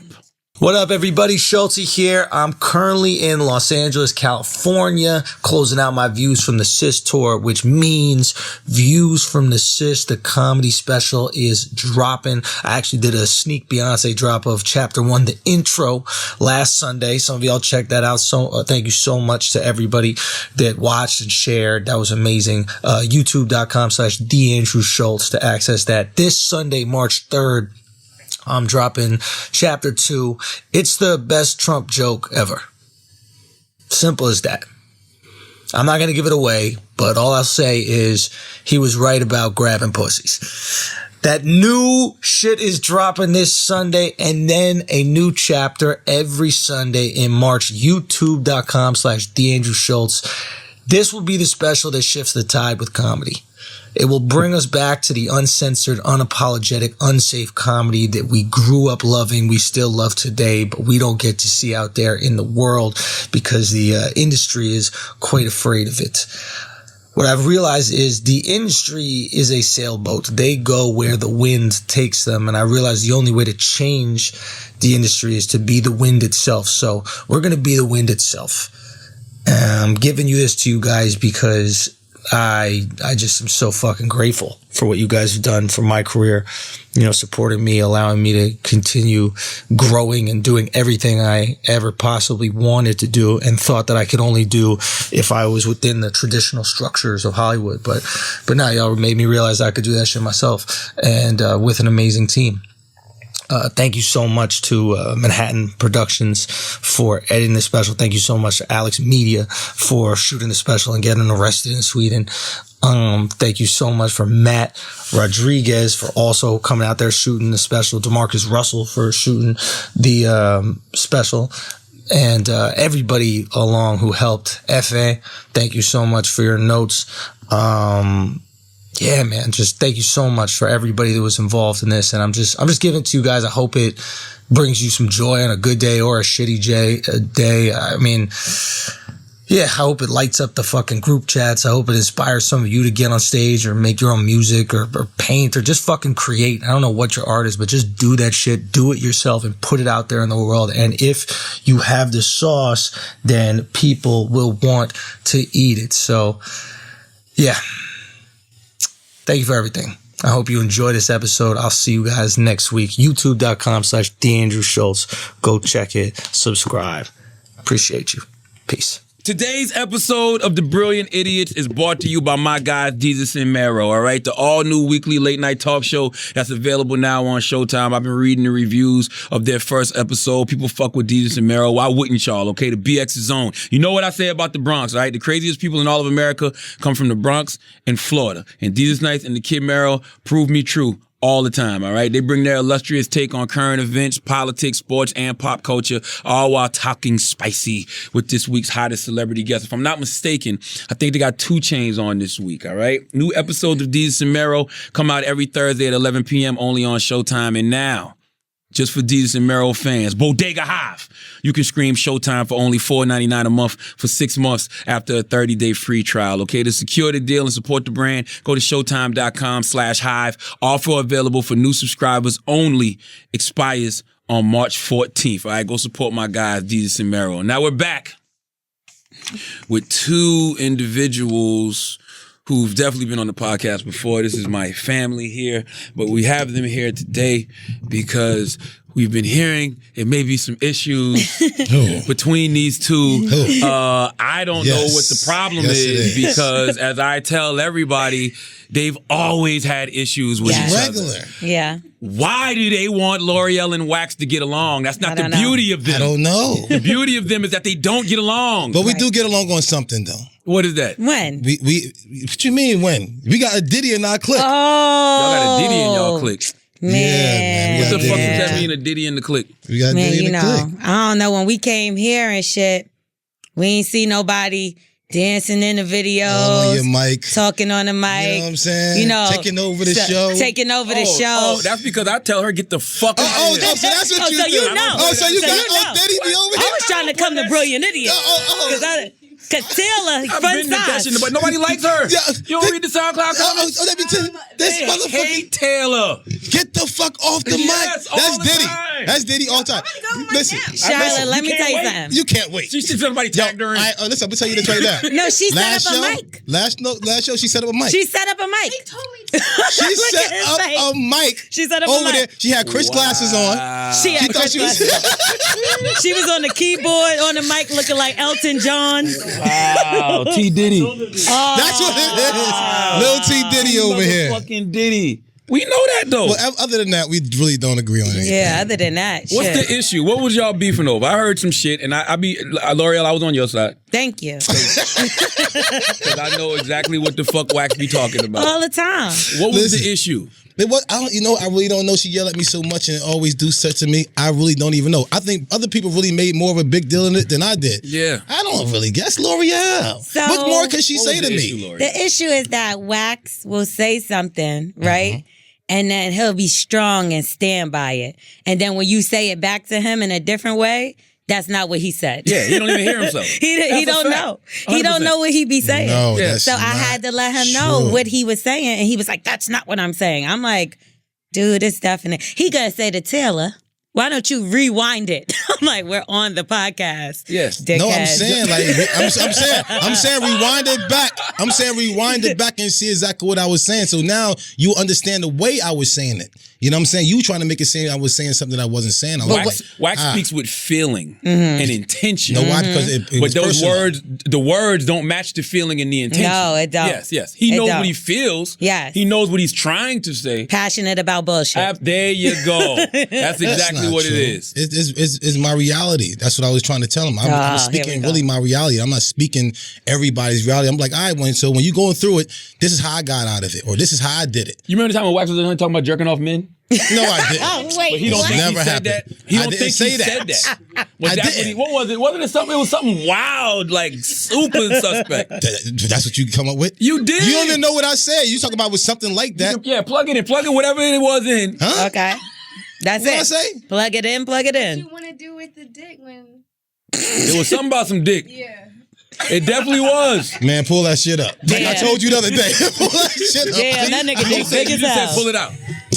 All right. I mentioned dick and you said pull it out. Man, what we talking about? That's what Damn, you that just nigga We dick said. big as we hell. supposed to be on Taylor right now for fucking jumping our videos and Damn, shit. that nigga dick big as hell. There you go. Oh, you mean that? No, I was saying that. That was another time. You gotta listen to the whole show. Listen, what y'all say? Content come by with everything, right? What? The fuck? Passionate about bullshit. you There we go. talking about? He's very Make passionate. context. Yeah, it's all context with it. Y'all ain't motherfucking put that shit together. Whatever the fuck y'all be saying. This shit is I be sad. listening to y'all. I be like, what the fuck he talking about? Context matters. It does. I see what you're saying now. But I understand what L'Oreal's saying because you be saying things out of context. Yep. I don't know if you understand. Sometimes you do got to go back and listen. Like a lot of times I'll be on the toilet and I'm like, what did I say earlier? And then I be sitting on the toilet. I'll be like, oh shit, that's what that meant. And I be doing it to myself. So of course other people do that to me too. He also masturbates on the toilet while he shits. You think about that shit all the time? Because you say it a lot and it's weird to me. All right, so talk about the time wild. you talking yeah, about I want to see your shit meat. turns him on. You talking about I want to see your meat to me. I don't never bring said that shit up. I never said I want to see him eat. You don't Unless react. I was saying to laugh. Oh, of course you're gonna say that's what you're gonna say to laugh. Let me see your meat so I can No, laugh. this is what he okay. said. That's like a man I saying, need some let me see your context. titties. Let me see your titties He so I can needs the laugh. context of what happened. see his meat. No, I didn't. So basically, he was talking about it, and he was like, "If there was a picture, you would probably look at it." That's And I how was you like, post it. "Probably." Yeah, like yeah. I've looked at everybody's dick pic that leaked, Yeah, so yeah, I would yeah. look at it. And then he was like, "So you want to see my meat?" And I'm No. like, "That's not what that means, Nah, sir." you looked at meat before. Yeah. Oh, I did look at it. so you wanted wait. it. You wanted it. No, I didn't want it. Take it up the cheek. It's funny. And that was a nasty little piece of meat. That's funny as Whose hell. dick was it? I don't want to say it, I but he know who he is. He know exactly who he is. But boy, this man was sending out meat pics to people, and the women was sending them to us because they were so disgusted. Yes. These are women like teachers, Yeah, and like man. superintendents, That's and they fucked up. like, yo, what the? His name, my phone is Meat Pick. Yes, they like, yo, what's up with your boy? And we had to really get on his ass. Yes, for real. Because you sending this shit to teachers and superintendents, people that we actually fuck with and do Yeah. business with on a community Yeah, level. bro, you wildin'. And you sending your dick pics to her? Random dick pics. And, yo, L'Oreal, the most nasty dick pic you ever seen. Not hard and nothing. Like I don't know the way they supposed to look. Nigga, But what the meat. fuck? No. That shit was unbelievable. And I'm He like, tall. He like 6'5". yo. And he got a little shriveled yo, up bro, thing. if you listen to this, I That's don't want to sad. fucking be talking about your meat. But yo, if I was to send one out, I'd make sure that shit hard. Yeah. No, he sent the pic laying down. All you see is His feet. And yo, when Wax sent me the picture, I'm looking at it. I'm like, yo, why you sending me pictures of feet in the TV, yo? Oh, you didn't 'Cause see that's all the you saw. You dick. saw the TV. He I'm didn't like, even see it. I'm like, why you keep sending me this? He was like, yo, your man wildin'. I'm like, I don't know what you're talking about. Whole couple hours went by. He goes, you ain't really look at this picture. Yeah, 'cause I heard him inside the hallway. I'm like, he like, Wax, he sends me a picture. I'm like, hold on, you didn't look at that picture, did you? Go look at that picture one more time. I'm looking at it. I finally look, and I'm like, oh shit, a meat. meat. I mean, little nasty. I mean, that shit was so fucking little for him to be so goddamn tall. So we showed everybody. No, don't say we. Don't do that. Don't put me in that. Well, you sent it to Charlamagne, so I you shouldn't wanted have. everybody I to shouldn't see have. it. But it was supposed to be between me and him. And I'm like, this is your. I'm saying this is our family. We got to talk to him for Yes, this. because he wildin'. He really was wildin'. But he went and showed everybody, even gay guys. And I I'm showed saying my gay homeboy Raymond. that was bad. Raymond looked at this. Raymond don't even wear glasses. He was like, he said, this is a nasty. This is one of the reasons why I don't send meat pics, because I don't want somebody to show a gay guy. That's I know. one of my reasons. First of all, you're lying because there's somebody in this room that received a meat pic from you. Oh, Jesus Christ. Oh, you didn't know about this? No. Oh Shut my up. God. He This sent is- this Taylor really a happened? picture of his pee-pee. No, I did not. Yes, he did. Listen to Oh, me. we getting to the bottom of some shit. I can't believe y'all didn't know this You We shit. like getting to doing the this, yo. bottom of She some tell shit us. She now, tell this story goddamn it. every time we get No, together. no. I didn't Why? know that you didn't know. Oh, Some you tension didn't know? between Wax and Taylor on some other shit. He No, sent no, her no, his no. dick. No, I'm gonna Who tell you. got a crush on who? No, Yeah. no. Listen to me. Why I'm gonna would tell you you send this. Taylor pictures? No, Why? it wasn't like that. Yes, it was. A lot of people was calling me for like 20 minutes. My meat was on Snapchat. And I didn't know. Listen, I thought That's my not true. story. That's I not thought true. send it to my story was send it to my story. You was sending girls dick pics, man? No, I was trying. I don't know what the Man, fuck you I was too doing. old for that shit. I know. That's why I never do it What's again. wrong with you? You sending girls your dick through Snapchat? Yo, bro. My shit was fucking retarded, bro. Why would you do that? they There's a bunch of 14. people hitting me. It wasn't just her. No. They 14. Why are you taking pictures of your dick I have on no Snapchat? idea. This was years my ago. God. I had to know her at least 10 years now. No way. This shit was mad long ago. How That long ago was was this? 2 years ago. Then I'm It gonna was get 2 to How long years. Snapchat was out? I haven't been here for 10 years. How long Snapchat been out? It was about 2 years ago. No, 4. Wax, it was definitely How long about Snapchat 2. been out? It's been out for a while, but it was 2 years ago because I remember when she told me. And it wasn't on your You story. forgot how I look. So you in the bathroom taking pictures of your meat, sending them Was I shit in the out, yo? bathroom? Ryan. Where was, did Your you see dick his is a feet? cloud somewhere, man. Yeah. I just saw his. So his Tim. Shut up. You know what? Shut up. How You was know he what? posing? Was No, he posing? shut up. Come on, Taylor, get no, up. fuck You know that, what? Taylor. Come here. That's I just Diddy. found She the can't get sign. on the I mic. need No, that. her a now you mic. want her on the mic? Now you want her on the mic?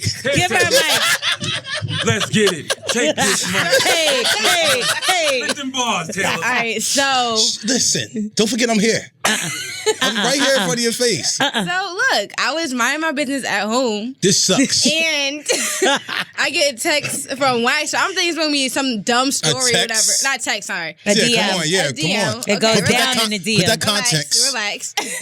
A DM, and I see. Come on, shut up. Let her No, say.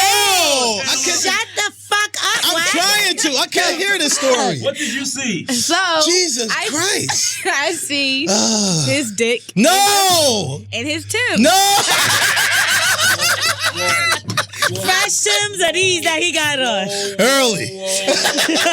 These dirty Tims? So I keep them dirty. I keep them hit him dirty. like, what the fuck is this? Like, he's like, my bad. Like, Yo, it went to everybody. It went to a Charla? bunch of people. It didn't just go to her. I put it to my story, and I thought my stories was to me. That don't explain why you taking pictures of your dick. I was and sending stupid. it on Snapchat. Yo, so you Why? never ever fucking took a picture of your meat? No, he ever? didn't. Never. You never took a He's picture of your meat married. ever? Never in my life. Dwayne, you took a picture of your meat before in your Never. life? Oh, look at him, at least once. Never in Well, my life. that was my mistake too then. But you Oh, you sent got it caught up? through Dwayne, you're Snapchat? 57. When did you taking pictures of your meat, Dwayne? They had no fucking camera phones again. That That was recently. Recently. Yeah. That nigga took a Polaroid of that shit. Shook it up. Why? Listen, all jokes aside, why y'all taking pictures of y'all meeting and sending it to people, man?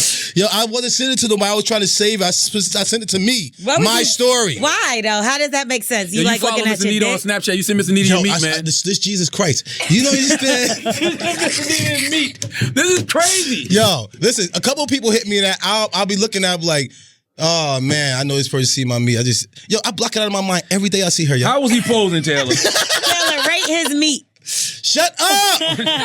Listen, can we talk about something else? I got chickens.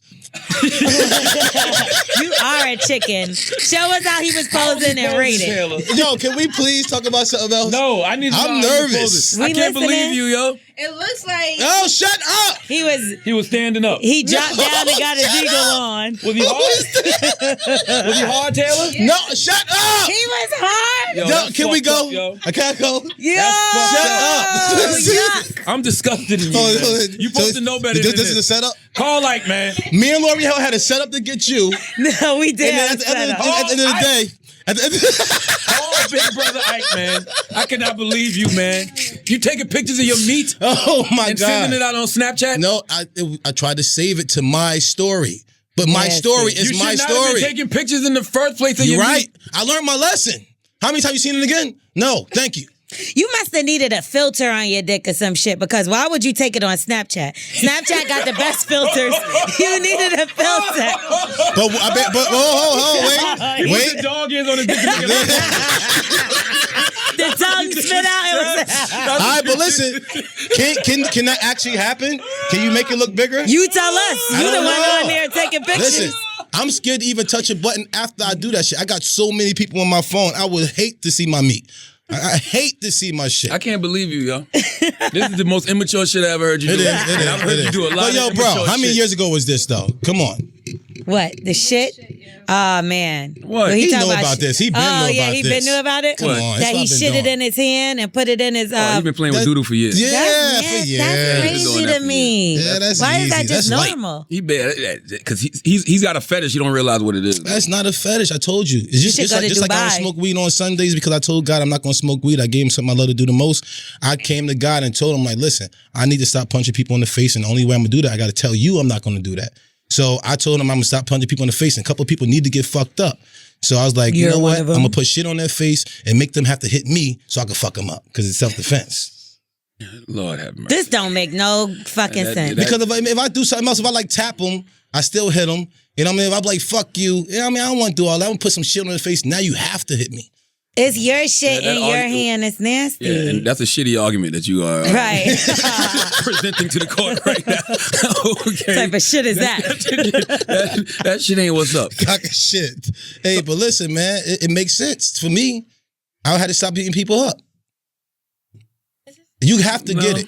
No, that doesn't make sense because you're being disrespectful regardless. Yeah, that's even more disrespectful. Yeah. I feel like it is, but now you get to hit me. I said, God, I wasn't going to sit there and I told him I wasn't going to sit there and smack people no more or fuck them up. An ass cutting, a man can probably live with. But you put doo-doo on him, yo? Hell yeah. I can't have kids after you put doo-doo on me. Yeah, listen, that's even know the what way I'm I'm going to saying? hit you sometimes. You ain't going to have no kids either. You ain't going to be able to think no I'd more. rather take that. You put doo-doo on me? Yeah, I've had to put doodle on them. God should have just helped us and got rid of you. Instead of the fighting Holy shit, right? Listen, man, This is ridiculous. I helped. Listen, I helped a lot of people. I'm sure you rather get shit on you than get a broken jaw and all of that shit.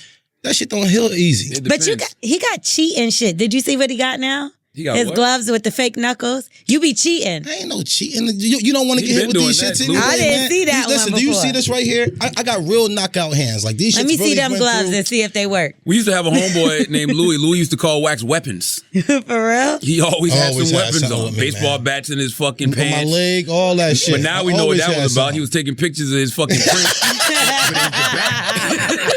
He's taking pictures of the bat in his pants, telling you that's his fucking print. I'm about to punch this nigga in the face and see if these shits work. Nigga crazy. Let her hit you one time. Hell no. Come on, please. I mean, you can hit me. You want to hit me in my core? You get in my stomach. No, in your No, chin. hell no. Please, just one. Let her hit you one time. My chin, yeah. Wax, just let me do Yeah. it. Wax, Let her hit you one time.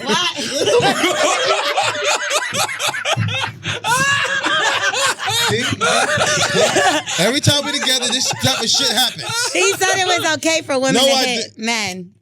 You did say that. For women to hit men? Yes, he said it's nobody okay. should be hitting each other. Thank Nobody you, should hit each Charlamagne. other. Nobody should be putting their hands on nobody. at all. This was part of our main argument. Like I was really about to have to hit him, like for real. You hear what Like, she's saying? You hear? Thank you. Thank You can't say that women shouldn't hit men, but then once he said it's okay. Oh, got you. You want to show him it wasn't okay. I was showing him. Got you. Don't help her out. This is how she really treats me. It's the truth. I mean, nobody should be putting hands on Nobody should, but it's okay for like right now. See, what she he just now said it's did. okay. Listen, but what she just now did was okay. If I did that to her, it would have been Y'all a was big playing, fucking. though. Yeah, that's not what we was talking even about. If I hit her like that, we were playing. Is like Wax, look at your big arm. But that's what I'm trying to tell you. Regardless, a man is different than a woman. A woman can sometimes get away with that type of shit. A man can never get away with that shit at all. Our girlfriend didn't get away with it. I get what you're saying. You're saying that if a woman hit a man should take it because you know a man. He can take in it. some cases, because I've seen some women fuck some guys up. Yeah. Some dudes should have saw I that. seen dudes trying to fight and getting fucked up. And they got washed. Yes. So in teeth some, knocked out and everything. in some cases, but I feel like that. Like I always use the example of Jay-Z and Solange versus Ray Rice and his wife. Yes. Always Jay-Z the situation. You know what I'm saying? Even though Solange was dead wrong, Jay-Z was like, I'm not. But I'm look not at her. hitting you back. She came out clean. Nothing happened to the ship. The ship is still sailing. You see, look what happened to Roy Rice ship. Yeah, but Ray Rice fucking uppercutted his goddamn. Still, he hit her. He dragged Listen, her out. and if Solange could have uppercutted Jay-Z, she was kicking everything. She could have fucked him up. If You think that she could have knocked him out and dragged him out the elevator Nah. like Ray Rice did? If she had hit him with the right punch, she could have got him. Thank you. No. She could have. So you don't think she could have hit Jay in the right punch? No, man. Come on, man. No. Yo, don't you know it's only 2 pounds of pressure to hit somebody and they Yeah, go but put all them that out? wild shit she was doing, like, nah. That's what's going to hit you because you ain't looking and some shit just catch you. You like, what the fuck? I think what you was trying to say is that if a woman hits you, men should walk away. Of course. It is a big deal. People shouldn't be hitting nobody. But do you That's see what what I said. happened? People But shouldn't do you be see hitting what nobody. happened even in those two cases? Like if she sit there and even said that Roy Rice hit her, he's going away. His name is Ray fucking Rice. Get it What'd I right. say? Roy. Roy Rice, same shit. But Roy you see, Rogers. But you see what I'm saying? Nigga talking about chicken. We talking about a fucking I got birds in my mind. So y'all had an argument because you said, because This is what it Literally started that. over. But that's what I'm saying. So everybody making this whole big thing like, oh yeah, arguing something like. We God, always this is argue. What the fuck That's what she y'all does. do. What's the Y'all worst thing? She can never say the worst thing to me. She already said it. Like, what the fuck can I really be upset and mad over her to say it? Scared to death of L'Oreal. Because you know why? Because L'Oreal punked him from the gate. You gotta Put your foot down. put your pimp hand down That's on the it. first day. From the fucking gate. No, that day she just showed me how crazy she is and how headed she is. That's the first thing she did. You got out that car, though. We both Sure got out did. the car. Charlamagne could have stayed. I ain't say he had to go. I said you, nigga. I get it. You Bitch ass nigga. Bitch ass You nigga. dead in the morning. Bitch ass I said, nigga. motherfucker, fuck I you. said you bitch ass nigga. I ain't say Charlamagne had to go. L'Oreal was right, though, so I don't know why y'all was arguing about that. Thank you. Nobody should be hitting nobody. Thank you. I said the exact same thing. Do you notice a trend here? I'm always right. Look at You it. was right about the Diddy shit. That's it. I was right about the car shit. The car What was shit. the car shit? What I kicked him out for. Oh, you was definitely I was right about that. Why? Because Charlamagne lied to I me, did told not me lie. to tell you. Just told me to tell her like, nah, because she was wild and crazy. You like, man, just tell her that No, that never I happened. told her, tell her the truth. Stop. So she can stop cruising down the street. She running all the fucking red lights and I shit. shouldn't have told you to tell her the truth, which He's was dragging. you was bullshitting. Yo, she wasn't running red lights like she was fucking getting away from a robbery. Thank you. You was remember all that. wild. Yo, she make that U-turn as soon as we came out. Yo, Charlotte, you was pat me like, yo, you was drunk as hell. You was like, yo, tell her that we want this and that happened. Wax You like, need yo, help, yo, bro. you remember on Belly in the beginning when they told me to slow down, we were away from the spot. Yeah. That was fucking L'Oreal. I'm running red lights. I don't remember none of that shit. Nah, that wasn't even a He wave. was like, for yo, real. tell her to chill so she could slow down. I'm like, yo, L'Oreal, the girl never called you Yo, a bitch. shut your lying ass up. You making all Okay. this shit up. Yeah, What is wrong? whatever. Either way, he's always wrong. And then people be like, y'all never get along. But that's the whole point. Like, who the fuck said we was doing a podcast for me to agree with this nigga? Yeah. Like, if I agree with him, come on, Charlotte. Yeah, I'm definitely I not got agreeing more with you. sense than that.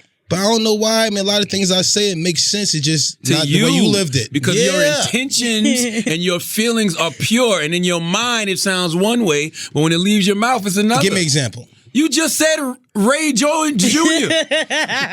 You said Ray Jones Jr.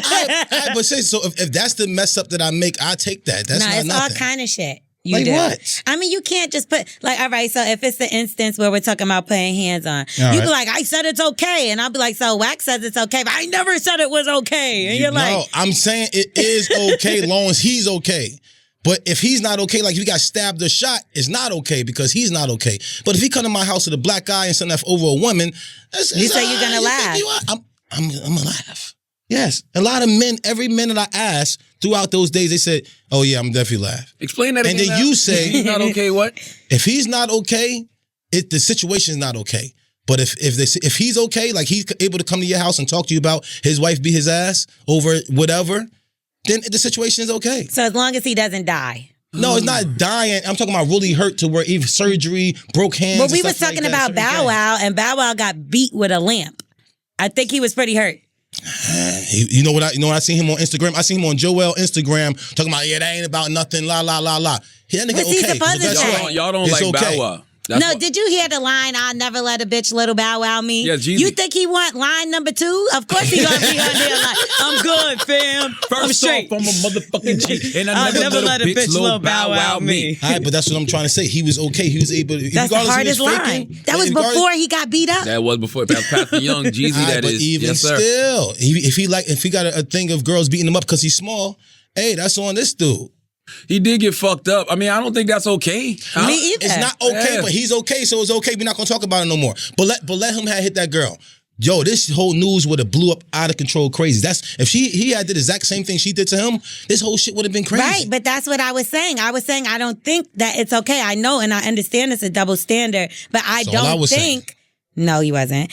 I was saying the whole point was I don't think that should be okay. I'm saying if she puts her hands on him, it should be a problem. Yeah. Just like if he puts her hands on her, it's a problem. Yes. So, I was saying that they should have similar consequences. No. The end. Because here's the thing. I was saying that's just not going to happen. I said, now let's talk reality now. No, but what she's saying is she's saying it should be. It should be. I didn't say it is. She said it should be. She started arguing with me because I said, okay, now let's talk reality. He is not going to put her in jail. He's going to pay for her lawyer. She did go to jail, and so did he. I'm sure he's bailed him out. He's going to pay for the lawyer. A lot of assumptions. We don't know that. But I'm sure. Bow Wow might have pockets might be like R. Kelly's. He may not have. Nah, I doubt it. I mean, I'm sure he got enough bail money for domestic violence. Maybe not for big drug charges. How do you know? Come on, accountant? It ain't got to be like that. We ain't that dumb. How much does domestic violence cost, Wax? I don't know. But I'm saying I know it ain't no drug charge. How much do abortions cost, Wax? Like $375, $4. It all depends on what state you in, what city you in, actually. You got a plan With B. Insurance, without insurance. What you want, the plan B? What you want, next day? No, but I agree. Like, you should not be. That's all it boils down to. Nobody should be putting their hands on nobody. And I was just saying reality. I said most likely when a woman does it, it does not, nothing happens. He said if your woman doesn't put your hands on you, she doesn't love you. No, I'm saying if she catch you now, let's bring context. You know what I'm saying? Context, right? Oh my God. Now this nigga learned one word today. Context, like lenses. Jesus Christ. Let's put that in context. I said now if your girl come in the house and watch you fucking another girl, context. Watch. I said if she just look at you and leave out, she don't love you the way she do. She going back to the other dude she was fucking. You know what I'm saying? Now if she come and fuck you up or have a problem with you, that girl's in love with you. She's not going to allow What if she leaves you and she's like, this is not, I can't believe this, and she leaves? I think she was still waiting for, it been messed up and she was waiting for a reason to leave so you your gotta ass. pop on a nigga to show your love. Yeah, you don't have to get popped on. I've been popped on. My now wife is definitely popped on me. Yeah, because you do some shit and I know that. And not any girl that I know, any one of my boys, you do some dumb shit, you be getting caught fucking in the house. I ain't just say like, oh, y'all went somewhere and you ain't want to buy her no ice cream and she pop on you. Nah. If she catch you fucking another girl in your house, you're in trouble, fam. I remember I was, when we used to live in Columbia, South Carolina, I used to live in this place called Prospect Park, these apartments, and I came home late because we was going away that weekend anyway. We was going to like Myrtle Beach or something that weekend. Probably. So I came in the house late after fucking this chick. It was like early in the morning, like 4 or 5 in the morning. As soon as I walked in the house, she just hit me. Boom! Yeah, I got hit up too. You think what did I knew what I was doing. You knew it was I knew I was doing some Yeah, I get it. In my mind, I'm like, damn, do I smell like pussy? I need to go wash up. I need to get on my shit. I was doing bullshit, and she knew, and there was nothing else to say. I got snuffed. Right. Took a shower. Got a few hours of sleep. You know when your mom and dad beat you, you just take your ass to bed. That's what it is. And hope shit better tomorrow. Right. Yes, please let it be better. That's it. But I mean, I've put my hands on a guy that I dated before, but then I think the reason why I care so much or feel so strong is because it escalated. You know what I mean? Like, it went from me putting my hands on him a couple times to like, now this nigga's like, I'm not about to let this girl keep just putting her hands on me. Like, and then you gonna put your hands on her eventually to a certain extent. Yeah, even if it's to restraint and then say she gets stronger and go crazier. That's what my thing is. Like, it can always escalate. Next thing you know, how you think, what's those shows, Snapped and all that stuff. That's how that stuff ends up. I be sleeping with my eyes open all the time. You get what I'm saying? So that's what my whole point was. And you know, I think sometimes we got to come to Charla to mediate our situation. Because if anything, like, we pretty much could agree with each other saying or understand, not necessarily agree. But then in the heat of the moment when you're talking and it just gets crazy and crazier and I don't like him. It just makes it. That's why we just stuck with what we're saying. Like, fuck you too. So it sounds to me like L'Oreal speaking from a place of experience. Where you're letting Wax know nobody should be putting their hands on anybody because it will continue to escalate. If I'm putting my hands on him, he's going to eventually hit me back. And then I'm going to hit him harder because he hit me, and then shit can just get bad. Or I'm going to call somebody or somebody getting shot because we already get all that. And I said, I'm just talking reality. I said, you said escalate. I said, you said escalate. So I said, all right, somebody going to get shot and all other type of shit. So I said, we don't need that. We don't need nobody to put their hands on each other. But like I said, for reality, most of the time, girls put their hands on dudes and it's nothing. There's no way that you could get your girl come in the house from being out late. Yeah, I'm saying that. But that's what I was saying. We was arguing for no reason. That's what I just said. It made no sense. Even when I talk to you like, what happened? I don't know. So when did you realize it wasn't making no sense? I just said that's L'Oreal. No, he just realized just now. I been knew what he was saying, but he wouldn't, calm down. You knew what I was saying? And then he started screaming, and I'm like, who the fuck? Oh, you're talking to me. Who the fuck? I get it. And that's what it was. I didn't get it, and I still don't get it. And think about women though, like be real, because women be trying to hurt men, and physically, we can't do it. So we do things like bust tires, break tires, bust windows. So if it does, like I said, say you getting in the back and forth and it's escalating, now I got to shoot you because I can't hurt you.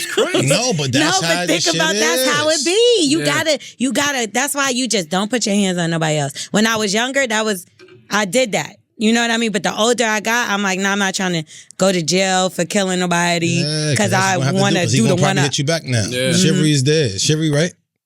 What?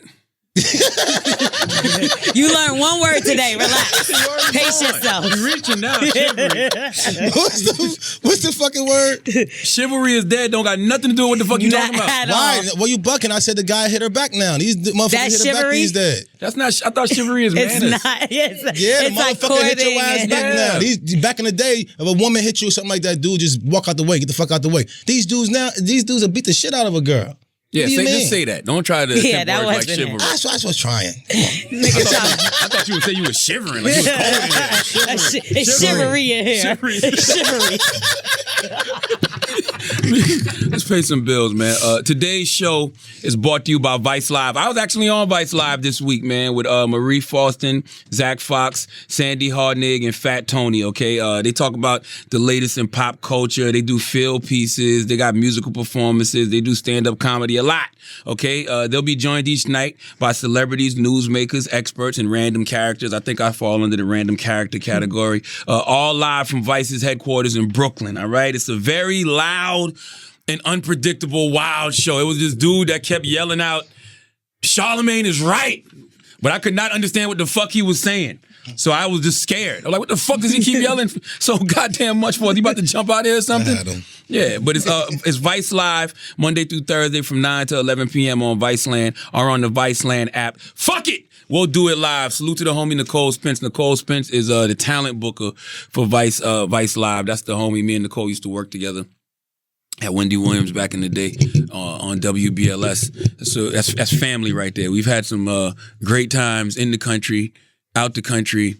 Nicole actually bit me on my face one night. So funny. Because she was upset because she thought that I was cheating on my wife. Mm-hmm. And Wax gassed her up. Definitely. And Wax told her, I wasn't even messing with the girl that was with us. And Wax is like, yo, he's trying to leave his wife for this woman. No. I wasn't even messing with this Amazing.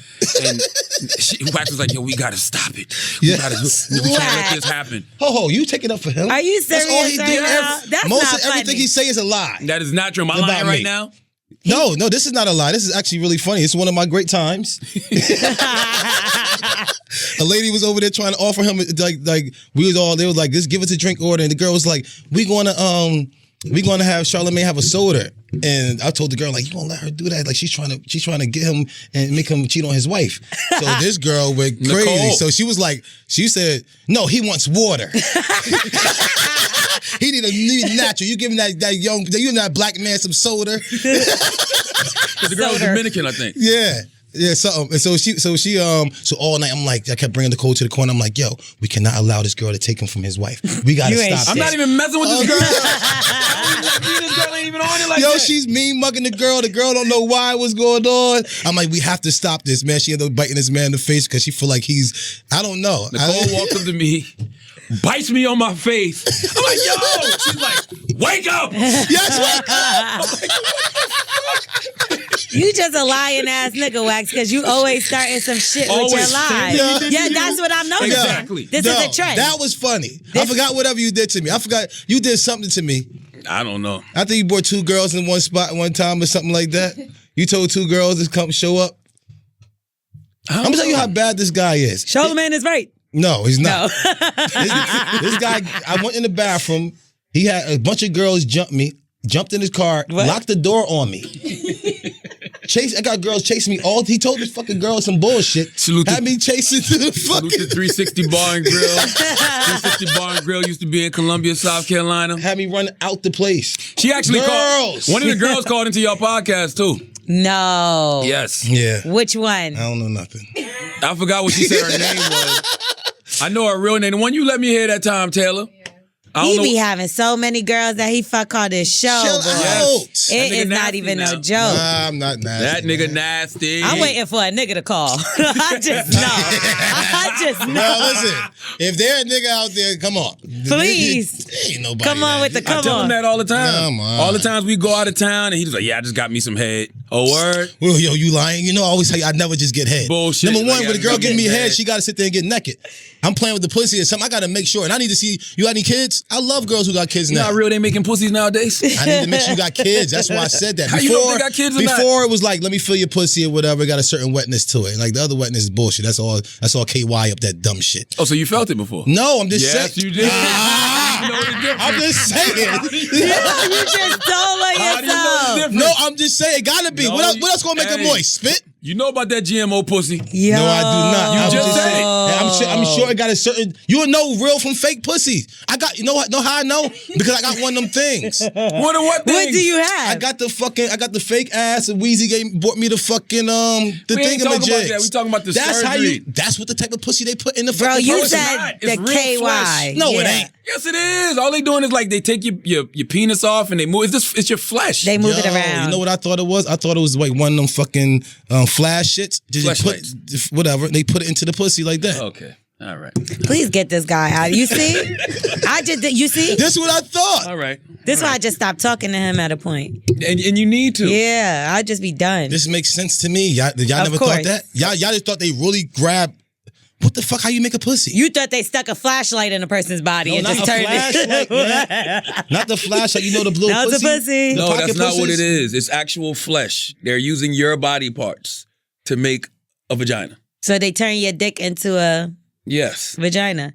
You should try it so you can see how it works. He No, done you did. making meat. Let's see. Well, we don't want to see no more You're dick right. I don't want to pics, see so- it. Are y'all happy that R. Kelly went to jail this week?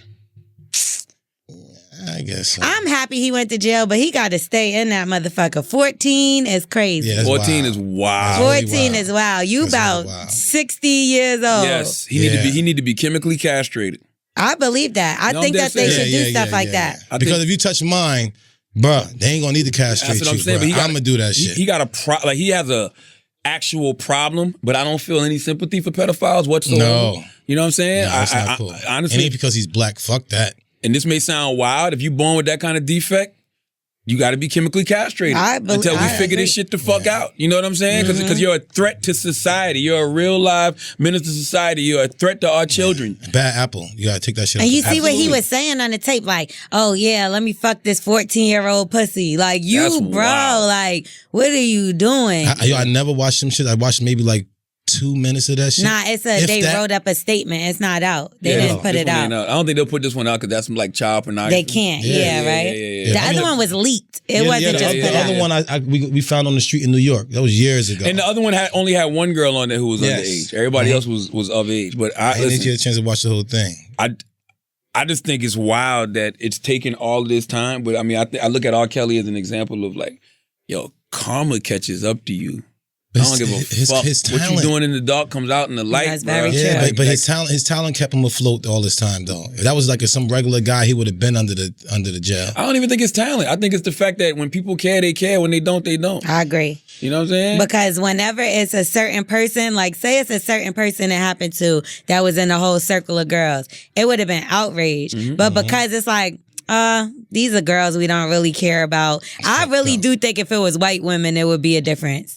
I think if it was little 14-year-old white girls, they would have lynched him in front of everybody. Right, so was the parents like giving him the girls for money, or was it? To me, that shit ain't got nothing to do with it. Yeah. And the reason I say that is not. He's a sick individual, but you got to also put it on the parents too. Are they getting locked up? Like you got to figure some shit out. I don't think that shit got nothing to do with the parents, man. And the reason we know he's sick. We know he's been sick. I watched this with me and Malik. I wasn't even in college yet. You understand what I'm saying? This is well over 10 years ago. We knew this man had a problem. Yes. And y'all little motherfuckers y'all giving y'all kids to this dude? They're not giving it to him. I look at it like this, right? Who the fuck? I heard it. Never even seen R. Kelly before. Nah, it was one. Sparkle's niece is the only one. I wouldn't say they gave it to. She was doing music and he led him to believe like, that's not me. Whatever these people are talking about, I could turn her into a star. So when you are working with your child and you have a legend like R. Kelly and you from the hood and don't know nobody, don't have no connections, you like, I'm going to just watch over her and make sure that it can't be true because he's not in jail. You know, and some people think that. Like, it's not true just because of that. I'm going to still watch over the man's making hits. He got a studio 20 minutes away. My daughter want to be a singer. Yeah, I'm going in there with my daughter. But here's the thing, though. It's plenty of producers you can leave your daughter around and ain't going to try your daughter. You know what I'm saying? Your little 14-year-old daughter. But you hearing Kelly got a fucking problem. Yeah. I'm with you, but that's why I say it's not the parents' fault. Because R. Kelly is in control of his actions. I do radio. You can leave me with any young girl and I can school her on the game of radio and I ain't going to try her. But like, you don't have history. This guy had history over 10 years ago that we're hearing. He's a sick fuck. I get what you're saying, but once again. So why? I would never let mine go over there. Yes, but that's the difference. Even an uncle that's been touching the kids that we know, he might have, somebody said something back in the day, I might even let my son go over there. Like, you go to Uncle George's house. Yeah, right, bullshit. Let's go. But you don't need him. And not to say that they, like, you know, this is our Kelly. And these people are just regular motherfuckers that is trying to figure out how they're going to get their 14-year-old daughter in the music industry. Yeah. That's her passion. That's her fame. So she's going, that's her love. So they go into the studio with her at first. Oh, we don't see nothing going on here. It's other girls around. It's other girls around. That's what you're not thinking. I'm still like, yo, bro, you her manager now. Make sure nothing happens to your sister. Yeah, but that's the thing. Somebody. They did that. Yeah. And yo, what's up? I definitely wouldn't leave my daughter alone with R. Kelly knowing his history. That's what I'm saying. Like, come on, fathers. Come on, moms. Come on, aunties, but it's not whatever. I don't want to go so far as to say it's their fault. It's definitely because it's definitely all R. Kelly's fault. It's his fault because he have a sickness. You know what I'm saying? But if y'all letting that motherfucking person go in that yard, knowing that dog bite, it's kind of your fault. You let your fucking kid go in there. Yo, if he's 25 years old, girls and stuff like that, over 21, it should be a different story. This is your baby. This is somebody 14 years old. I have a bunch of nieces and stuff like that. There's no way. I bet not hear that they's over there. But you could leave a crib at 14. I was able to go somewhere at 14. And listen, ain't going. He picks up girls from McDonald's. What did he do? Soon as he got out of jail, the nigga went to the McDonald's where they said he picks up and preys on girls. What you gonna tell your kid not to go to McDonald's? Or just born. And they not gonna tell you the truth, cause say he buying them stuff and doing stuff for them. All you gotta do is be quiet. Word up. All right. Pulling them right out the fucking play place. That's it. Buying them a quarter pounder with some goddamn large fries. Listen to me. And look at Instagram. You got girls like Kylie Jenner who 14-year-old girls is looking up to. Like, well, she's my age. She had a baby with a nigga that was a little older, and he's an artist. Like, so I could do it too. And then you got her mother, like Kris Jenner, sitting behind backing her, like, yes, lip fillers, injections. And so that's what's going on nowadays. These young girls is trying to keep up with that. Yes. And they are keeping up with that. Because there'll be some things like my nieces and they little friends. I'll be scrolling like, this is your friend? She look like a little Tatiana. You know what I mean? But they 15 and 16. They want to feel grown. And R. Kelly preys on all of that shit. Yes, he does. Take advantage. I see it, but like, he should right. This happened one time, or these girls is continually going over it. They talking about sex slave. Like, you don't know where your kid been at. Like, I'm trying to look at the whole story. Well, they're older now at this point. The sex slaves are like 19. So now they're like old enough to live outside the house. But the girls that he's like supposedly was like, he would like meet them at the mall and like they'll run over to his house. So they didn't have a family. That's what I'm trying to say. They had a family. They lied. What are you talking about? You were telling your mother every bitch you was fucking when you was 14? My mom knew if I was gone for over a week. You're not telling them now. That's what I'm saying. Hell no. But you don't gotta be gone, Wax. You could just go spend a couple hours with Maybe I'm getting the story wrong. The only girl that Wax's mom know about is his white woman. They pray together. She goes to the church. This guy's really crazy. She get the highest offering. That's my sister too, by the way. This I love guy's her. really crazy. Like I said, we talk about R. Kelly. How you bring that in? You got some nerve. L'Oreal said you don't introduce your mom and all the girls you be smashing. No, it's not about that. They saying that these women been at this house sex trafficked for like a month, 2 months or whatever. Sex slave for a month or 2 months or whatever. I'm gonna know a mine in 2 hours, 5 hours. You see what I'm saying? Like, this is not nothing that... You don't know the story then. Because he then took their cell phones. He changed their numbers. I'm asking where the parents was at now. At that age. They've been looking for her. Yeah. But she don't want to come home. She's of age. I think this one is of age, so she don't want to come home. If she's of age, then she could have sex with this man. That's why they can't do anything to him, because he's really not doing anything wrong. You know what I'm saying? Your daughter is of age. Why y'all want to kill this man if he ain't doing nothing wrong? No. I'm talking about in that one particular case. The daughter is of age, and she's choosing to stay with him. But the father is like, fuck that, because he knows how manipulative he is, and he feels like she's being manipulated. And he's been working on these girls since young. Yes. So what he does is he brainwashes them for years until they're old enough, and then he lures them in and keeps them prisoners, sex slaves or whatever. Funny, but I actually know a girl that used to fuck with him, and she was 19 years old. She was one of my close friends. Really? She did a video, and he was like, come on the trailer, and he fucked with her that day. Now, actually, I want to call her and speak to her in more detail, like, so I could really find out more, because at the time, we knew he was a nasty motherfucker, like he married Aaliyah and all that stuff, but we didn't think... so many signs. But see, even then, like, think about that. 18, 19 years old she was. She was in college. Excuse me. So she was of age. She was of age, but she looked really young. You know what I mean? That's young though, still. How old was he? He had to be in his 40s at that time. This was like 2000 and let's say it was like 2006. Definitely was in his 40s. You get what I'm saying? Yeah. And she was 18. She was definitely 18 because I think it was 1 year. And I was like, I'm younger than her. So either way, she told us and we were like, because we all heard about R. Kelly and his shit, but it wasn't like this. And we were like, well, what happened? How old is he now? I thought he was like 45 now. No, he's like 51, yeah, he's 52. super old. That means that couldn't have been. You know how long ago that 2005 is from now? It's 14 years. All right then. So how old is he now? You said he's if he was in his 40s. He had to be late 30s, early 40s. How old is he, Taylor? Can you Google that? How old is R. Kelly? Yes. Probably like 48. But he definitely took her to McDonald's. Same thing. He took her and he was singing. She told Ira... He's 52. So how old was he in 2005? Do the math, Taylor. That's 14 I'll years. I'll forget you from Philly. Y'all don't like math in Philly. That's 52, 42. I'm surprised that McDonald's ain't kill R. Kelly yet. No, right? 38, right? He probably don't even eat there. In 14 years? 2005. So he's about 40 years old. Let's just say he was about 40. Yeah, he's 52 now. I'm still laughing. You say McDonald's should have killed him. No, for real. R. Kelly should have been dead from McDonald's a long time. He's been eating there a long time, right? Like, yo, you 52 years old and you been have a steady diet at McDonald's? Yo, I've been telling fucking Duval the same shit. Everywhere he go, he eat fucking McDonald's. Because when he goes out the country, that's the only thing he trusts. Well, that makes sense. I can see. I don't even trust McDonald's here. That's the place you don't trust, right? That's what I'm saying. I don't even trust McDonald's here. So why would I trust it somewhere else? Even worse.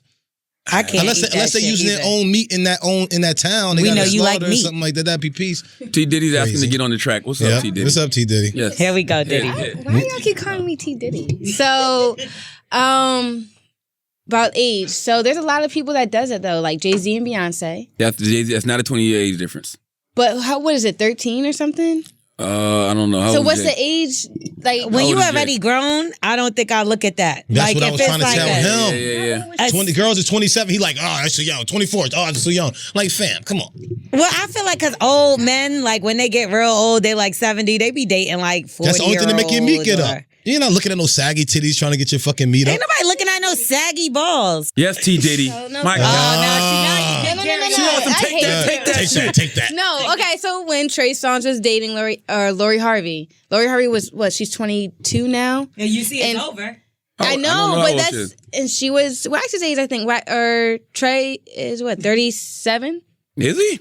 Trey ain't that old. You giving Trey? Are you giving me more years than that? I think he's like 33. Yeah, I don't think Trey's no 36, 37. No, hold on. He's like 30. The most he could be is 35, I feel. But listen, at the end of the day, like L'Oreal was saying, is like, if a woman was doing that, that's cool with me. Like, even my son come on, like, yo, dad, this 35-year-old. And I'm like, all right, Yeah, just make sure you don't nut in her, get her pregnant. Or, you know what I'm saying? Like, I got to see where's her thing at. Yeah, I mean, women and men. I mean, it's always a double. It's always. So seeing an older woman with a younger man, I get it. It's a little different. Depends, you know what I mean? She But won I a get second round. She won a second, third round. But men are already like a little behind us. So I feel like women mature faster. Yeah, way more 1000%. mature. So I feel like I've dated a guy that was younger than me, and it was just no connection. Like the sex you don't have a was connection with somebody your age. No, the sex was good, but like other That's what I than said. that, She won second, third round. I'm That's like, all. what is he talking about? Like half of the shit, he's like, I like this superhero movie, and I'm like, I know that people watch that Charlamagne, shit. dude. Sorry, guys. No, but that's how I feel about dudes who mess with young girls. I'm like, what the fuck are y'all talking about? There's nothing to talk about. We Exactly. just smashing. That's what I'm trying to tell you. It's a They different talking about thing A than smashing. Boogie and stuff like that. You don't know A Boogie I'm not talking stuff. about that shit. Yeah, see. I don't even care about that. I just think it's stupid too, because when you get older, like, yo, you gonna last all of these years just to get an STD from a young motherfucker. You know what I'm you saying? know they out there fucking. Word is born. You know they out here You wilding. know they out here wild. You don't never hear conversations about safe sex around these millennials. Nah, they don't even know what that kids. is. Never. I hated Never. condoms at We one grew time. up in the condom era. We grew up in the protection era. These kids just be fucking. We did. I'm not gonna lie. When we had Who Kid on lip service, he told We us ain't grew he up in never no heard of condom era. condoms when he was Really? growing up. Charlamagne. That's what he said. We grew up in the condom era. Hell yeah. The rappers even was talking about, yo, put a Jimmy on before you No, slide up in it. TLC had the shit on their eye and shit. man. No, that's a fact. Hell Yeah, she had it on her eye, not on the man meat. That's where it was at. You may not have been using them.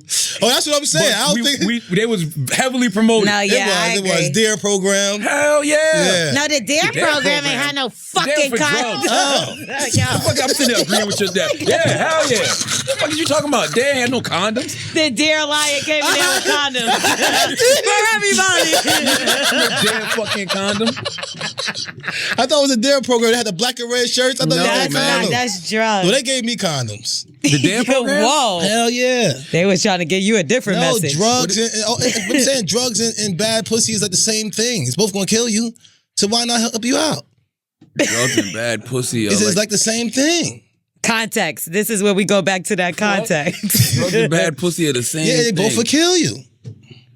Not really. So you can have protection Ain't over nobody bad ever pussy. overdosed off bad pussy. Shit, herpes and fucking AIDS. What the hell are you talking about? That's overdosing. That's not It's an overdose. overdose Shut No, up. I told please. you herpes is just a skin disease. that you don't want. So that's fucking overdose. You know how many people I know overdose and still alive? It's I not know people who overdose. Listen, put it like this: if you overdose, you still alive. You got herpes. If you overdose and die, you had AIDS. No, you I don't know sound what the crazy. fuck you talking about. That don't even I have match absolutely up. no idea what the hell makes you sense just to me. said. What was the first thing we said? Passionate you about take a bullshit? shit. I bet you take a shit. I bet you listen to what I said right now. I bet you that somebody in this room got herpes because 1, 2, 3, 4, 5. It ain't me. I got checked last. So it ain't me. Who you You think ain't it got is? checked. No, you ain't never got checked. Fuck that. I did get checked. When you got checked? I told you I got checked. Oh, after you fucked one of the Usher chicks? Stop it. Same girl. You fucking. No, that really happened. Shut up. You got it then. You didn't know that, L'Oreal? No. I don't know if y'all think that we L'Oreal, bring you it into never not. heard that? How you in the show, Dwayne? Listen, I never heard that. Hold on. Dwayne. I never You didn't heard know- that. You didn't know Wax was fucking one of Usher's chicks? No, but Dwayne. this why I don't smoke How after do this nigga. Charlamagne in the show? I know if y'all know we bring it into L'Oreal not. didn't know this? Was it raw? Shut up. I don't know if y'all know we bring it into not. This nigga was so terrified. Jesus Christ. He called the homie Van at TMZ and was like, No. yo, Wax, you got herpes. No, I don't. You got herpes. No. Yes, you do. You was Listen. trying to find her so you could kill her Yes. ass. You're not gonna call TMZ, nigga, that if you nigga don't got called herpes. TMZ because he was No. he I wanted called to do a about background something check. out. No, I was trying to see what's going on. But no. You knew. Everything was good. But I mean, listen, at the end of the day, I don't know who the person was, but if you do You don't have know who sex, it was. knock it off. If you do have sex with somebody with herpes and they don't have an outbreak, you should be okay. Dive in it. But no. I'm not saying dive in it because there's a lot of people out there who got herpes. They just not outbreaking. They ain't telling people. That's kind of fucked up. First of all, herpes is just a skin disease. We understand It's not that. a sexually transmitted disease. You can get that shit from sitting on the toilet. I didn't know that. Yes. What? Oh, here goes T. Diddy. T. Diddy. Where your glasses at, Chris? You're so nice. And don't cut it out. Taylor, she really is T. Diddy? Yeah, she is. Look, she snatched everybody mic tonight. The producer. Okay, go ahead. So look, I heard that. Take that. Take that. Take that. Can't stop, won't stop. Yo, I heard with herpes though, you can get herpes even with condoms on. Yes. It's From a skin kissing. disease. From I kissing, don't know what's right? wrong with y'all. I'm gonna be honest with you. I don't like the stigma around herpes. Only because I feel like people haven't done enough research on it to know We that it's understand not that, but you don't want them rashes on your face that we and you saw. You don't want the motherfucking meats with that fucking sore. You had it on your lip. No. Don't act like you didn't have that shit. That's why I don't smoke with him. You Stop noticed lying. that. I'm dead serious. Yo, ask him how long Watch ago this the story he talking videos about. of the podcast. Listen, we talked about this motherfucker. His sore was right here. That motherfucker had that's the it. biggest herpes No, sore it on was his not. ever No, seen it in my was life. not. I fucking popped something that I shouldn't have popped it because we was going to the beach and I didn't want it at all. I said, man, you gotta pop it. If you don't pop it, you gotta burn it off. This you motherfucker tried to did pop not. it, tried to burn it. That shit And looked so crazy. it was more of a scab. That shit was like this all weekend, nigga. Why'd you tell him to burn it? I didn't think he was gonna really try to do No, it. I popped it. I Scabbed up. popped That it shit to his looked turn to the nasty store. as fuck. Man, that was so many years ago. It was not on my lip anyway. And one of my boys started talking shit, and I had to get his ass. Everybody was acting like they didn't. Everybody was acting like they didn't see it. The motherfucker smoking big blunts by itself all weekend. Like, damn, y'all don't want to smoke? No, nigga, nobody wants to smoke with you. I'm good. I'm like, so y'all just gonna sit there and act like y'all don't see that shit on Wax Lip? Everybody like, shit. But we had one homie who got sporty. Yeah. He was drinking. He got sporty and decided to let one rip. Yo, And what'd he say? What happened? He said, your cold sore need its own wife beater. Your cold sore like been doing push-ups. What happened after that? I went like this. I hit his ass like this. With your fake knuckles or your real No, my one? real hand. We was in the elevator. We was in the elevator. So everybody came into the elevator. He waited till the fucking girls got. He waited till the girls got on the elevator and shit. I said, all right. I told him right as soon as we got on the elevator, I'm like, yo, chill out with that shit. Everybody laughing through the hallway. So I'm like, listen, these girls getting on the elevator, shut the fuck up. You know what I'm saying? And they was bad girls too. You know what I'm saying? So as soon as the elevator closed, yo, your elevator, your coastal leg been doing some push-ups. He need his own wife beater. I just told this motherfucker, didn't I? He had a couple licks. He was drunk as hell. That motherfucker whacked him with the cold sore. Oh my God. He hit him with the all cold the fucking liquor flew up in the air. Liquor flew out the cup. He had the cup in his hand, but the liquor flew out the cup and then fell back in the cup. Never seen no shit like that in my life. He is huffing puffing. Yeah, I told your ass. Now everybody laughing at you. That whole fucking how many floors we had? Maybe 2 or 3. I wasn't getting laughed at. And he wouldn't let him ride with us in the truck. Yeah, oh well. Don't get me in front of the girls. We can do that shit with us, man. We laugh how they kill each other all the time. We just somebody, one of us trying to get some pussy from or something like that. Like, chill the fuck out. You trying to get some pussy from him? No, man. I'm just saying. I'm just saying. If somebody you got some hot girls, somebody trying to get some pussy from, don't be trying to point something out, you little bitch ass nigga, because he know I was gonna fuck anyway. Why would he be getting pussy from him? Are you on drugs? What are you talking about? You could get pussy from him. You're not listening. I said that? Yes. No, you just gonna say it. I said, we trying to get some pussy from these girls, and this dude is over here talking some dumb shit about me. Nah, fuck that. You wasn't getting no pussy with that post. So maybe not. You know no, right you now. crazy. It's how many girls I fucked that weekend? In the dark. That motherfucker was not leaving the house in the daytime. He was leaving late as hell, telling the girl, like, yo, when I get over, just had the lights off. You know what I'm saying? Just be ready. That's a lie. Because shit, I was fucking all day. I had a bike, so it was easy. I was fucking all day, so it was like when we came in, he was like, "Yo, come to the club." I'm like, "Nah, I'm chilling out, man. I'm about to take a shower and all." He's like, "Nah, fucking taking a shower, man. Don't take no shower, man. Come on, I ain't gonna tell nobody." Yeah. Tell everybody. As soon as we came to the fucking club, yo, Wax right there. Wax can't take no shower. He fucking all day. He just fucked 3 bitches. You a nasty boy. I'm nasty. He's telling on me. You came to the club with a cold sore and a dirty dick. And dirty dick. Damn. But he's the bad one. I'm confused. Listen, where can they subscribe to the Bully and the Beast podcast, man? I don't know. Ask her.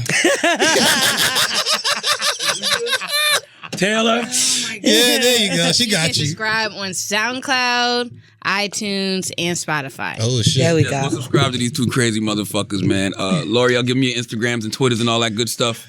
Starring L'Oreal, Lorel, and Wax. WAXKYNG and Smith Family Farms LLC. Come grab some chicks, man. I got some birds for sale. That's the only time I ever heard him spell his or anything right, his name. It's about them birds, girl. Oh, yeah. And then make sure you follow Bully and the Beast podcast. Yes, do that. On Instagram and Twitter. Oh, shit. And, rate, review, subscribe. Thank you for supporting us. Oh, shit. Yes, and if you listen to this podcast, you think we're smart, you think we're intelligent, you think we're brilliant, you're absolutely correct. If you think we're just a couple idiots who don't know shit, you're right, too. It's the Brilliant Idiots podcast. Thank you for listening. And today's episode of Brilliant Idiots is brought to you by Jesus and Mero. The brand is stronger than ever with their new late-night talk show now on Showtime. Go to showtime.com/hive to secure your $4.99 a month for 6 months 6 months offer. Not author, offer, okay? It expires March 14th. Go support my guys.